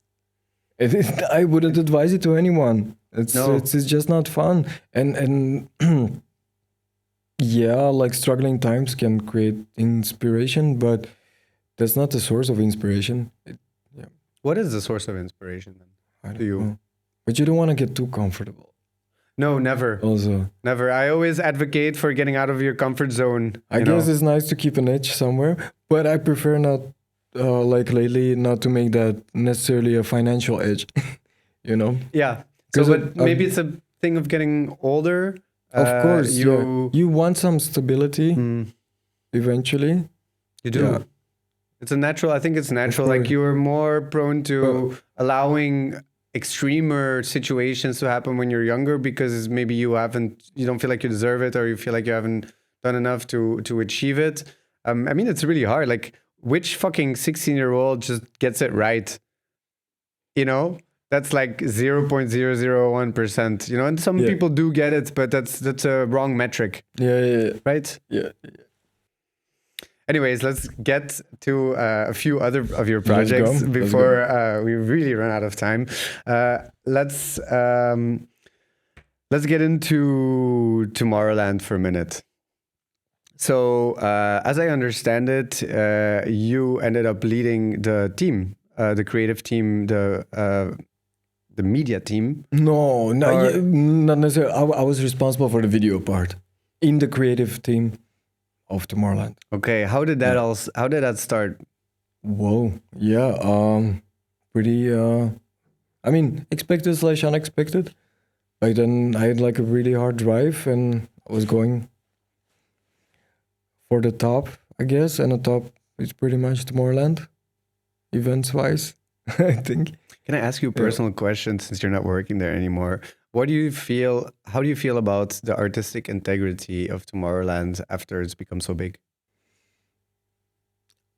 I don't know about that question necessarily.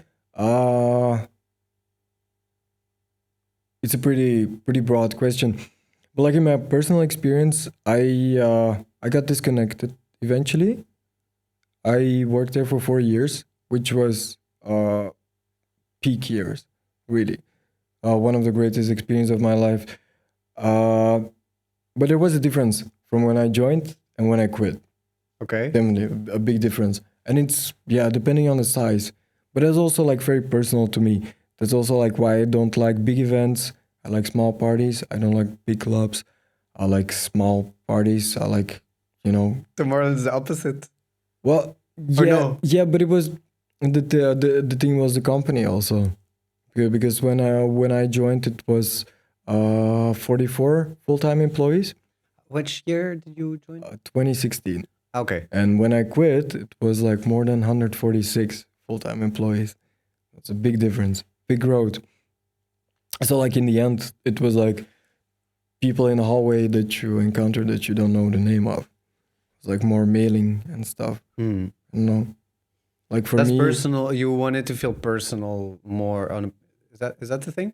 I guess it was that, but it was also, I think, like the first year that I was there, it was when it's 44 people creating this, and it was still the sold out Tomorrowland that we know, and then everybody gives their more than 100%, and then we are there at like the friendship deck. That's like the deck above the front of house. Everyone was crying. Everyone.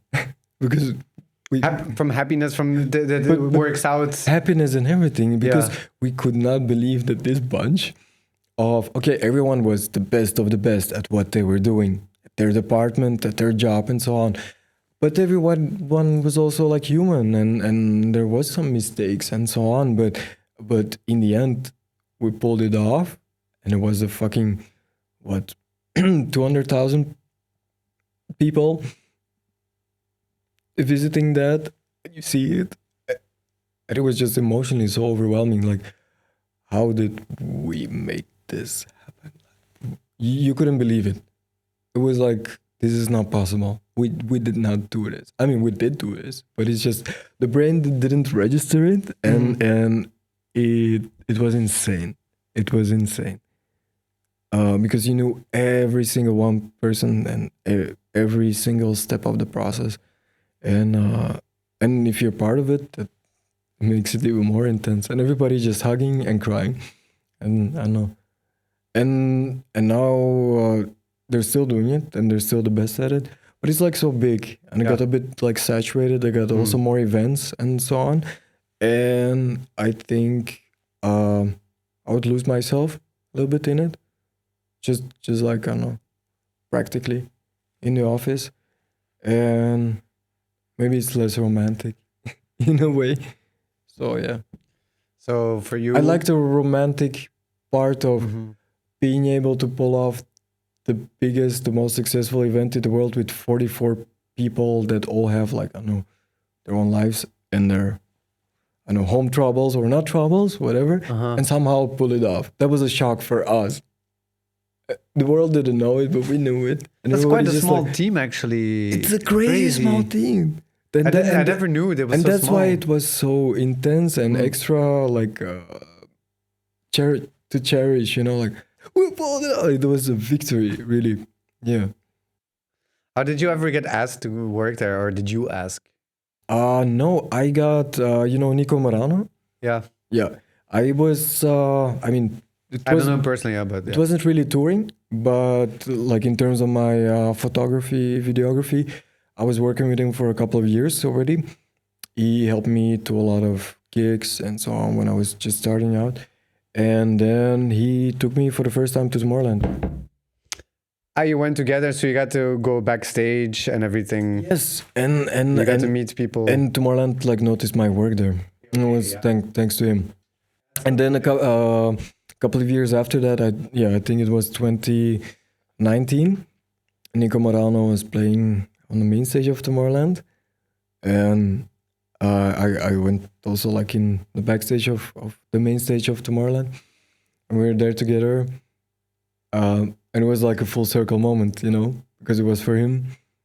He was playing the main stage of Tomorrowland. Were you filming him personally, or no? You were just there as a at friend? That moment I was working already for Tomorrowland. Okay. But I was like working for Tomorrowland and filming him, but he was like playing at the main stage, but we were both standing in the backstage of the main stage of Tomorrowland, and we were like, dude. That's a moment, yeah. And then we had a beer together, and it was like, thank you. Silent nod. Yes. Yeah. It was like, that was a beautiful moment, really. Yeah. What changed in the 4 years? In the 4 years? You worked there 4 years, you said? Yeah. What changed? Was it just the number of the team that became bigger, or like the festival, you know, the more people worked there, of course, the festival got bigger. Except for maybe the fact that you felt like it was a small community of people working there, it was a big festival. What changed in the 4 years that you decided, no more, I'm done? But it wasn't necessarily like company linked that I decided no more. Like, I definitely wasn't planning on working there forever. Did you check it off your list and then you were good? I guess. Checklist. To be honest, I had really big plans for 2020. Really? Before we knew what happened. Yes. So I, with all confidence, quit Tomorrowland. Yeah. Knowing that I had bigger plans in 2020 than Tomorrowland. And then in February 2020, the world got locked down. And my plans kind of got fucked up. Because I quit Tomorrowland in a pretty cocky way. Like, really, like, did you? Yeah, because I had a plan, you know. I went bigger. I didn't. It was back to zero. Yeah. So that was I mean, but you got to experience these things. Oh man, yeah. Like, my advice to everyone: if you're on a good steady payroll in Belgium, do not quit. Never get fired. Yeah, don't quit. Yeah. But you were brave. Yeah, because COVID twice. Yeah, it was a struggle, but yeah, my own fault, of course. No, let's take it to Netsky. During COVID, the world froze, and you had to. All the plans were cancelled. All the plans were cancelled, especially all the plans after Tomorrowland, and then you ended up doing some creative shit anyway. And then I was not getting any support from the government. Yeah, because a lot of us weren't. But because I quit my job. But you quit your job, but you weren't independent at that. Yeah, but I was like. How can you quit a job if you're independent? Because it's just a no. A client. I was on payroll. Okay. Yeah, and I quit, which makes me not entitled to shit. Yeah. But you weren't independent when you were working for them. You kind of. Well, once I quit, I was fully independent, but I was only for like 3-4 months before COVID. So I wasn't entitled to shit there either. Okay. So I was in an administrative limbo. Which was really difficult, to get out of. So you started with Netsky, and you did some live streams just to fill your time and to just not bore yourself to death. Yeah, that was. What did you guys do? We just came together. He played sets. We were talking a lot, and then we're like, well, why not live stream it? And then it started out as like just a stream with a little plant. Then we put like 2 plants, started to make it look pretty. And then the final stream was just the zoo of Antwerp, literally. And it was like right when everything started to open up. So I was like... Right before, was it like 2022, 2023 then? No, that was the end of 21. Okay. Did stuff open up at 21 already? End of 21. In my head, it's like 23, but anyway. It felt like ages anyway. It wasn't. Yeah, that's nice. And so you guys went to play in the terrarium, or how do you call it? The planetarium in Antwerp? The Vlindertuin. The Vlindertuin. But it's a huge fucking place. Yeah. And I was asking you about it earlier, which surprised me a lot, is like if you work together with people who are somewhat known, you get shit done. And you didn't even have to pay for it. They just literally let you play there. That's amazing. Well, they were closed anyway. Fair enough. I didn't think it would. Yeah, like I guess you. I mean, of course, like getting email from Netsky is better than getting email from just a regular Vlad. But yeah. It's really nice that you get to fill your time with that. And another story that really impressed me during the COVID times was when you worked with. Can you please clarify how I should pronounce the name? Is it Judassime or is it Judassime? Judassime. Yeah. And so I have a video for that one. Okay. Because it's another project you had, and there you did get some help from the government. Yes. To pay for it. So let me just put it on real quick. All right. So I myself got to meet him. At an event of Marco Belli in Seraing. Okay. And he came there, and he was wearing one of his outfits. And yeah, I am endlessly inspired by the people who don't find themselves within the clear lines of society, but rather the ones who find themselves at the fringes. And I asked him about, like, what do you do? And he's like, yeah, I design clothes. I got, sent away from the fashion school. They didn't believe in me. I started my own shit. And also I'm a performer. And so what I do is I take my outfits to these gigs and I dance, but I am also showing, and I get on the videos, and I thought, like, wow, that's a marketing genius. And yeah. And I was in love with the look also. Very, very unique, very, for the regular person, it's bold. Yeah. To say the least. Yeah. Right? Yeah. But you, what is his name again? Judassime. No, the real name. Oh, Benjamin. Benjamin, yeah. So did you know Benjamin before, or how did you meet him? Yeah. Benjamin is actually one of the first people, I think, that I met in Antwerp of like the queer community. Okay. So yeah, and we were friends for a couple of years, and then when COVID happened, we already had some ideas, but was this his first? Because I don't know which. Because I think there's a couple of videos a couple of shoots that you made for his different campaigns. Yeah. Was this the first collection that he had, or is this already into the second collection? Was he already more experienced at that stage? No, that's the first one. This is the first one. Debut. Yeah. Yeah. Yeah. Oh, also, just to correct you, like it's them. Like, yeah. I'm sorry. Please Benjamin. Correct me. Yeah. Yes, please correct me. So, yes, you did right. Okay. Yeah, but that was the debut collection. And we decided also because it was it was aired the same day as the digital runway of the Antwerp Fashion Academy. Was it symbolical? Yeah, because that's the academy that denied Benjamin entrance. So we thought it was a cool idea to do it like the same day. Yeah. So it's a tight deadline. Yeah, but so when I say that, like, he was a little bit of a marketing genius by doing these performances in clubs, which they still do. You were definitely a key player in the next phase, which is like your video skills and your vision is. I think it married perfectly. Yeah. But who else is doing this shit? I love darkness. I love textures. Yeah. I love. Yeah. There is just some things and topics that are good on camera. I love black. I love red. I love green. I love leather. I love makeup, mascara. It makes good images. And it does. And if you have somebody that can personify that, do you want to do something together? It's like a perfect marriage. Yes. You know, my girlfriend, her parents have a fashion store, and I also did some video work for them. And I discovered the world of fashion. And honestly, I thought it was ridiculous. Yeah. At first. It is. But in all its ridiculousness and like feelings that I didn't have any interest for it, I discovered that creatively it's a gold mine.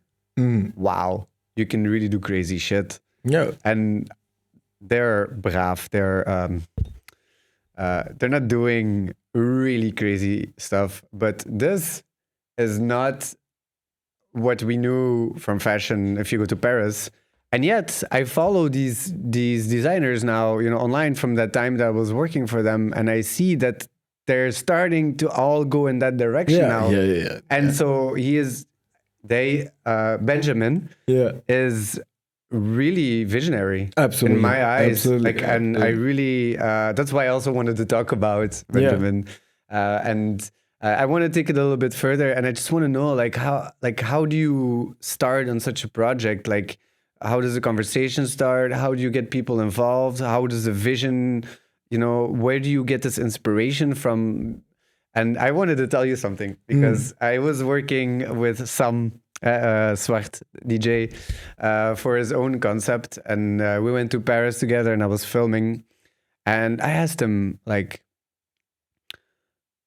yeah, what do you want me to film? Like, what's the angle? Like, what do you want to do? Trying to ping pong. And he's like, yeah, just film, man. I'm like, what do you mean? Cool, filming. And then he told me about you. And then he said, like, yeah, but Vlad, when he goes to a party, he knows what to do. He doesn't ask questions. And I wanted to sidetrack a minute there, because that's how you came on my radar, actually. It was like, what do you mean? Like, he knows what to do. And it's like, so clearly you're working behind the scenes, like the visions that you have or the artistic direction is not created or born on the day that you go film. It's the ideas that you have in your mind that you write down in your little notebook. Yeah. And like when you get to that point, you've already been there. Yes. But where do you? I guess maybe I should refine my questioning into like, where do you find inspiration for? Because when you look at these shots, they're so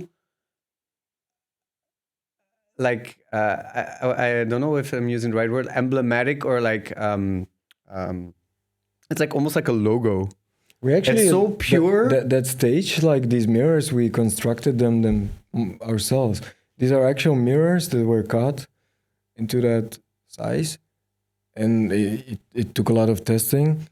So yeah. I have some friends from Mechelen still that are very talented stage builders.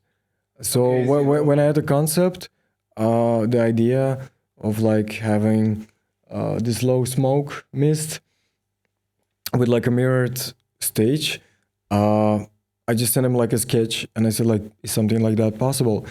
And they said like, well, Vlad, it's your lucky day because we have already for 3 years in our stock like these huge ass mirrors, and we don't know what to do with them.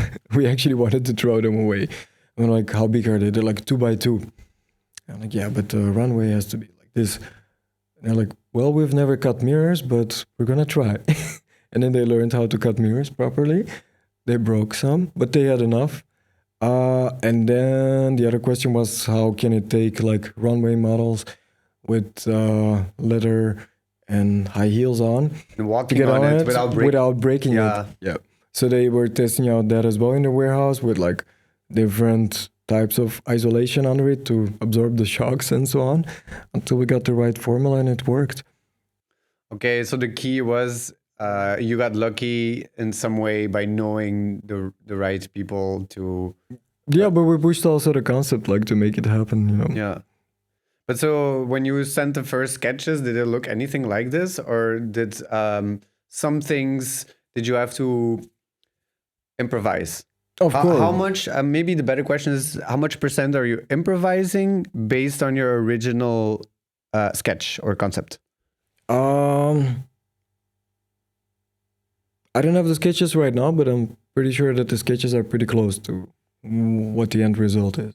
So you're seeing in your mind already what's happening before it goes on screen, always or no? You need knowledge, of course. Like you need some knowledge of like the lights, the effects, the people that you have in mind for the team, and when you sketch out, I sketch out within mind of contacting these people to do that sort of thing. Like, I mean, this is a pretty realistic production. It's like less fantasy, more realistic, I guess.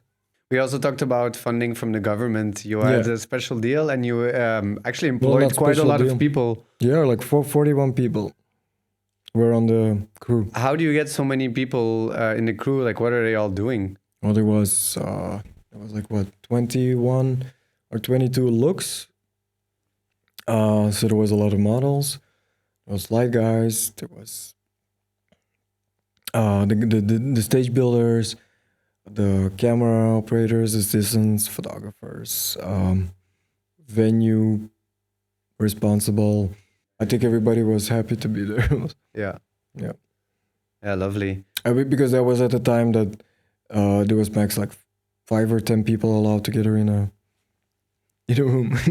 Yeah, you were telling me a funny story about that. That apparently I was surprised by this, but like if you're actually I wasn't surprised because you noticed that like actors the shit was still being filmed and still going on TV, and so you fell under that category. Film sets were allowed, and apparently out of it breaks my logic because a disease is a disease if it if you can give it to somebody else by being in close proximity. Like how can you assemble 40 people to do a shoot, and then you had the actual paper and the cops came and it was okay. At the beginning of the day, everybody had to sign a paper where they declare that they are tested on COVID and they don't have any COVID. They didn't have to show the test. They just had to sign. They didn't. Yeah. So it's also like a trust thing. Yeah. So but we didn't have any infections. That's crazy. That's crazy that you managed to pull this off while that other people were having 4 people parties at home, and they're also busted, quote unquote, untested, but they got busted. So that's pretty crazy. But it was very refreshing after like almost 2 years of all locked up. Still can't believe it. Yeah. There's only a couple more things I want to talk about. Do you want to get into Jeff Mills or? Sure. Because we had a conversation, like a pre-podcast talk, but it's already like a few months back, so I don't remember the everything that you said to me. But one of the things that stuck to me is how a person of his status was so human and really talked to you and like really inspired you. And it's something that I also like to do now is to surround myself with people who I find more inspiring than myself, you know, that really push the envelope or push shit forward. And for people who are not into, the techno world or the nightlife scene, Jeff Mills is like Michael Jackson. Yeah, he is. Right? He can be the Michael Jackson of techno, right? For sure. Yeah. And so that is the thing that I remembered from our conversation about Jeff Mills, is how human he was. But can you tell us a little bit about the project? I did 2 projects with Jeff Mills. One was actually released, the other one wasn't. But then at first I was, not offended, but I was like a bit sad, like, is it coming or not? But then after talking to encountering multiple colleagues that had a similar experience and like discovering more about Jeff Mills, I realized what he was actually doing. That he just never stops to create, and he just needs an output, and it doesn't matter to him if it's like music, if it's writing, if it's making a video, directing a film, or he just needs to keep outputting. If he stops, he will explode. Yeah, that is the thing that I remembered. Yeah. Like literally, like he needs to create, and he just chooses what sort of output, and sometimes he overcreates. He'll overcreates a lot, which means that maybe he has like some money or some budget, and he puts into like a short film. It's experimental. It just happens. Does he do something with it? It doesn't matter. Does he edit it? Maybe in 2 years, maybe in 3 years, maybe in 5 years, he will pick it up and edit it. But it has like no end point, like no point at all. But he has to do it right now. And I was part of one of these projects, I think, because he makes a lot of things. Do you think that he thought that about you as well? What do you mean? That you also can never stop? I'm not sure. Because ultimately, like, he chose you, right? So like he must have saw something in you, and I'm trying to imagine what it is if he is the reason also why I bring it up is like I'm also kind of like that, but not that crazy. Like I also need to always create, but I can one thing I learned during the COVID is also to take a break. I think he physically can't shut off. Like really. What do you think happens when he does shut off? Or like when for example, he cannot make music anymore because he doesn't hear anymore? Or, what do you think will happen? Well, I don't know. That's an extreme, but I don't know. Just in general, there is some examples also in history of like, I don't know, some great creatives or directors. As a rule, they die. If they stop or they retire. Yeah, there's no retirement. Yeah. So they don't retire in order not to die, because creating is their life, literally. Do you also feel like that? And then they retire, and like 2-3 years later, they die. Do you think you will be in that same boat? Probably. I feel like slowing down will kill me. Yeah. Like eventually. Not right now, because I'm young enough, but I think like, let's say I'm like 60 or whatever. I think slowing down is not an option. Because that's just a straight path to the grave. I feel you on that one, even though that, which is nice. Yeah. I mean, I don't mind like dying creating. It's great. It's like recently I saw Nouvelle Vague by Linklater, the director. It's basically like kind of a fake BTS of the first film of Jean-Luc Godard. Mm-hmm. The French cinematographer. Yeah, and it was like a 20 days production, which was a mess. Everybody hated him. Nobody believed in him. And after that movie came out, he became world famous. Was it the guy who did this kind of like, how do you call it, vérité cinema? Yeah. Is that what he did? He also did like Boyhood and like that famous, what is it, like Tomorrow trilogy or It goes way back. Yeah. I watched these things when I was in but he's a good school. director. But there, but that was not the point. The point was like at the end of the movie, like there was like a little reminder also about like Godard's career. Was like, yeah, okay, after this movie, Godard became world famous and praised for his work and his style. And after this movie, Jean-Luc Godard continued to work and make movies for 60 years until he died. That's So like as a creative, that's like the biggest respect ever. If you can stay passionate enough and relevant, but not like even if you're not relevant, you do it for yourself. You just keep on doing it. And he had the energy to continue for another 60 years. Wow. And then I compare it to myself that, I'm frustrated because I do something for 2 years. Like, please. But you're talking now, but you're not talking from your future self. But try 60 years. you know? But maybe you will get there. But it's beautiful. So like, don't stop. Don't stop. You know? Yeah. Yeah.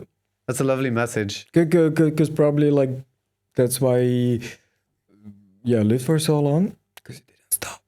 Maybe if he would have stopped earlier, he would have died earlier. You know what? I'm sure. gonna look into it, because I really am studying, like, you know, what I think are famous people or successful in what they do. I'm really curious to see which artist dies after they stop. 100%. It's a pattern. Yeah, is it? Yes. Okay, that's what I wanted to know. Yeah. Interesting. Mm. I will definitely look into Because it. they give into like lazy habits, they give up, they start eating, sleeping longer and so on. They don't have a routine, a rhythm. I mean, it makes sense. And then your body just says like, well, it's time to... well, doesn't it have to do with like meaning in life? And meaning in life. Like if, for example, my grandfather is architect. He had his own architect bureau in his house. He did it for ages, and at some point, you know, it just became clear that he couldn't deliver anymore what he wanted to deliver. It's just it was taking too much time. He had to take too many naps or whatnot, and he stopped. And shortly thereafter, they moved out of the house and went to an apartment with some aides, you know, for old people. And my grandma, she is like, she looks older, but she feels like the same person that moved out of the house. But my grandpa, he's like, I asked him, like, I had this whole interview with him when I started actually filming and doing the documentary work. I had our conversation with my grandfather and asked him a bunch of questions. And it seems to me that for him, life is a luxury at this point. Yeah. He doesn't feel like he's scared to die, and which also kind of shows that he's kind of making himself ready. But my grandma, she'll be 100. Yeah. But she didn't have that, you know, she was always kind of in the background, like supporting what he does for a job. She wasn't really working. She was taking care of the house. Or they had many kids. I actually don't know if she had a job, but my mother is part of 6 kids. So there was a lot to take care of. I imagine that my grandma was doing that. And she's perfectly happy in the little apartment, but she didn't lose the legacy. Yeah. You know, and everything that he's built is sold with the house. It's gone. And now he sits there on the couch every day watching TV, half-assed, because he doesn't even hear well. But everything went almost out of the window. So I guess if I look closely at my own family, I can already see some of that pattern that you talk about. And I find it interesting. And I didn't know that. Yeah, you keep yourself alive. Keep yourself busy. I think that's a lovely, lovely way to close a podcast. But before we close off completely, I want to ask you a couple questions that I always ask at the end of a podcast, even though I forgot the last few ones. But I wanted to know, like, when you were a kid, what was your biggest dream? Okay, I'm pretty sure if I remember correctly, I once, like when I was really, really small, I told my mother like 3 options because I was obsessed by cartoons and The Lion King and Looney Tunes and Space Jam. So I gave her 3 options. Mom, I want to become an animator, a director, or a basketball player. You already knew what a director was at your age? Well, I think I asked her like, what is this? And who makes this? How do they make? And she said like animator. And I'm like, I want to become an animator. Yeah. But then I also saw Michael Jordan, and I said like, I also want to be a basketballer. Or what? And then like, yeah, but who makes the movies? And it's like, yeah, director. Then I also want to become that. But yeah, I'm definitely not a basketballer with. You got fucked with your height, didn't you? Yeah, I don't mind right now, but yeah, I'm not a basketball player. But yeah, still 2 options left. Yeah, not going for animation anymore, even though I appreciate it. But yeah, maybe there's one. You know, I like that because I ask this question often, and usually, I'm not sure if I want to say usually, but I feel that only a select few already know what they want to do when they're younger. And it seems like you already knew. Even though you didn't know the job description, you had to ask, yeah, what is the person that does this? That's why. At least you wanted, you knew, you recognized, like, I want to do. That's why I couldn't like answer like the question right away, because yeah, it was something like, yeah, I want to do this, but I don't know what it is, you know? Yeah. That was, yeah. And that's why I had like this triple option, Yeah. kind of like, because I was obsessed by these things simultaneously. What it in collected together, which was basketball, animation, and directing, kind of, yeah. But looking back at it, it's not so far off, is it? Not so far off, yeah. Except the basketball thing. I'm not a sports guy at all. Funny enough, I also wanted to be a basketball player when I was younger. Yeah, so because of Space Jam. Maybe. I also love the movie. I was even in basketball team. I still have the VHS. I watched it as a kid like every week. You know what fucked it for me? I went to basketball, and the first year that I did basketball, the coach didn't want us to dribble. No. He just wanted us to pass because he wanted us to start functioning as a team. And I looked at it as a kid and I was like, no dribbling, no basketball. Okay. So I didn't do that. And then the last question I want to ask you is, what is your dream for the future? My dream for the future? I don't know. I would like to keep on evolving in what I do. Get better. Keep on finding new frontiers. Breaking boundaries. Become better at understanding people, communicating, and getting better at translating my vision to other people. Yeah. To be able to make it snappier. Do you already know how you would do that? I guess. Practice. I mean, in my experience, like, it needs practice. Because I try it, and then I try it this way, and I try it that way, and then I can kind of balance it out for a third way, you know? But you need to do it again and again, because people are very random and unpredictable, and like communicating a vision is one of the most difficult things in the world. You cannot put it on paper, you cannot explain it, but how do you communicate a vision? It's like also like directing people is very difficult, because you can want a person to do a certain thing, and you can explain them exactly how you want it, and even if they understand exactly word by word how you want it, it does not mean it will turn out how you want it. So sometimes you have to sculpt them, deceive them maybe, or get them into a certain mood, or maybe contextualize what you are trying to say, and then you get something that you want, or give them like this space. But that takes practice. I like you need to repeat. So, but yeah, and yeah, just go on and on. Yeah, I love that. I'm really trying to learn something from you here. But my own discovery is that sometimes I find myself in these situations where I have to direct a bit, because I want my things to come out the way that I want them to come out, but I don't necessarily feel like I'm putting on the hat of a director, but I am. And what I always do, but it depends on what you're filming, you know, or what the end purpose is. But usually what I'll do is like, I'll just always let people, I'll be like anti-directing. I'll just let people be themselves. Mm-hmm. And then I'll make really small corrections. Yeah. Like, I'll do this now. And like, yeah, no, or again, you know, like that. And then I won't give it attention as if like I'm directing something. I'm just correcting a little bit. Oh, like, that's the best. And I play into, I try to use my insight about who this person is as my asset. Yeah.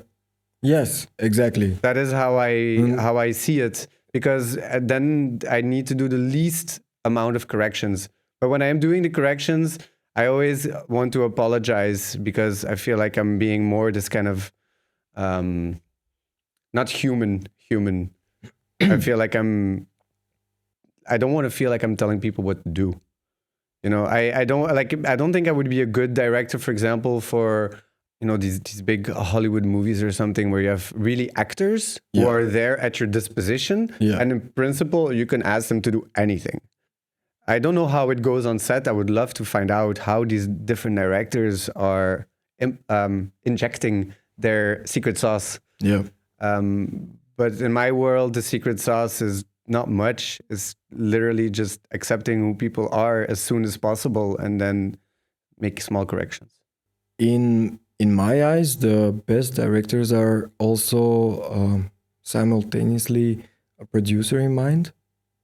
Because like the more I learn about like the world and the craft, the more I understand like the importance of producers. Can you tell us in a few words what that is, also to help me understand? There is a very good podcast, like also it's called Hollywood Gold, but that interviews not the directors, not the actors, but it interviews the producers of some of the most famous film projects, and just the story of how these people are keeping together this bunch of talent, with this much money hanging over it, where everyone is essential. And one of them falls away, the entire project collapses. And who holds it all together? Not the director, the producer. The director is an executive function. He needs to be executive and artistic. He needs to be on set, directing at this moment, these directors in this scene right now, and carry the vision of the script. Yeah. But the project is held together by the producer. But is that more PR? No. In a way, no. like, because it's because he's also keeping the director in order and the actor, and so the one really puppeteering the entire project. I mean, not even puppeteering, just like trying to keep this bunch of crazy dysfunctional talent, because everyone has a kid, everyone has a sick wife, everyone like there is lives. Like if you have a crew of more than 100 people, did you ever try to make a plan on a Friday night with more than 6 friends? I wouldn't want to. More than 4 friends? It's hard. Yes, that's impossible. I want to pee. Oh, I forgot my keys at home. It already like falls apart after an hour. And here you have a project of 2 years and need to keep together like almost 200 people, and you are the one responsible. Yeah, that's the producer. That's why like that is the most insane job ever. And the best directors are the ones that know the both worlds. Yeah. Because it's not only about like, directing is about like seeing the project bigger. That's why like also casting and getting the right people in the right room together. And then things will work more smoothly. But I get more respect for producers after like learning more about it, because it's insane. It's like the best movies and your favorite movies. It's a wonder that they happened. Because I don't doubt it. They almost didn't happen. Yeah. No. Budget canceled and so on. And then somehow it happened. And then when the movie is finally done, everybody like, I don't know how it happened. Like, and everybody's traumatized. And the producers always say, "This is my last one." Every time. And then they do another one. It's like, they always start with like this, you know? But it's just when I thought I was out, they pull me back in. Is this a small sign of you wanting to become a producer or somehow? No, because you respect it so much, or is it just you recognizing? No, the I importance of the job? recognize it. Yeah. I just I mean everyone, like everyone of the entire crew is absolutely necessary. It's just like I said, it's already so hard to organize something with 4 friends on a Friday out. Try that with 200 people over the course of 2 years with $200 million budget. You know how it happens. You know, I really movies are magic. Yeah, they are. Oh man, that's why I'm endlessly inspired. It's impossible by it. that they happen at all. Like especially the good ones. But I like the fact that you say that every person is, you cannot miss a single person or the whole production fails. But if you flip it around and you think about it, would you want another production that has people you don't need? No. Right? So like no. it has to be that well-glued machine. Of course. And every person has to count. And I guess if every person feels important, they will pull. You know, when I watched the MotoGP, I talked to you about it earlier. They always give 110%, always more. But when there's a home match, like or a home race, I felt like I had physical feelings of like filming at Tomorrowland, because you felt the stakes were high. Yeah, everyone with their headsets. Every minute counts. Yeah, like go. You can't stand right here. In 1 minute, you have to be right. Like everyone was so on point. Because this was being watched by 20 million people or 50 million. It's huge. It's really, really huge. Satellites are live right now, and so it was like a NASA rocket launch. You feel it, the stakes. Oh, yeah, I love it. You feel it in the people, their eyes, their posture, how everyone is so focused. And then I'm there in between, walking with my camera. I've seen that pressure. Yeah. Like at Tomorrowland, for example, there the stakes are also really high, and everybody's really on point. And you have like these MotoGPs, NASA lounges, Tomorrowland. Yeah, I think the stakes are are making movies. Yeah, but that's the thing. So I wanted to tell you, because then you have the different nationalities, and when there's a home race, it's somehow they always seem to pull out something extra, and they say it. You know, like, when it's my home race, I just got this, you know, you're the crowd and you're home, your family is there, your friends are there. Fail. You just have this something extra. And above the 110%, which is already kind of impossible to give 110% because you can only give your maximum, right? They're already feeling like they're giving more than their maximum. But when they have the home race, they're giving even more.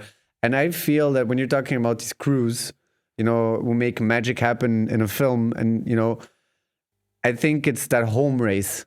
Yeah. It's the one where you give 120% and you don't know how it happened, but it came from so deep that it actually created something beautiful. And that's kind of the comparison I wanted to make with MotoGP. Yeah, I love to get in these zones.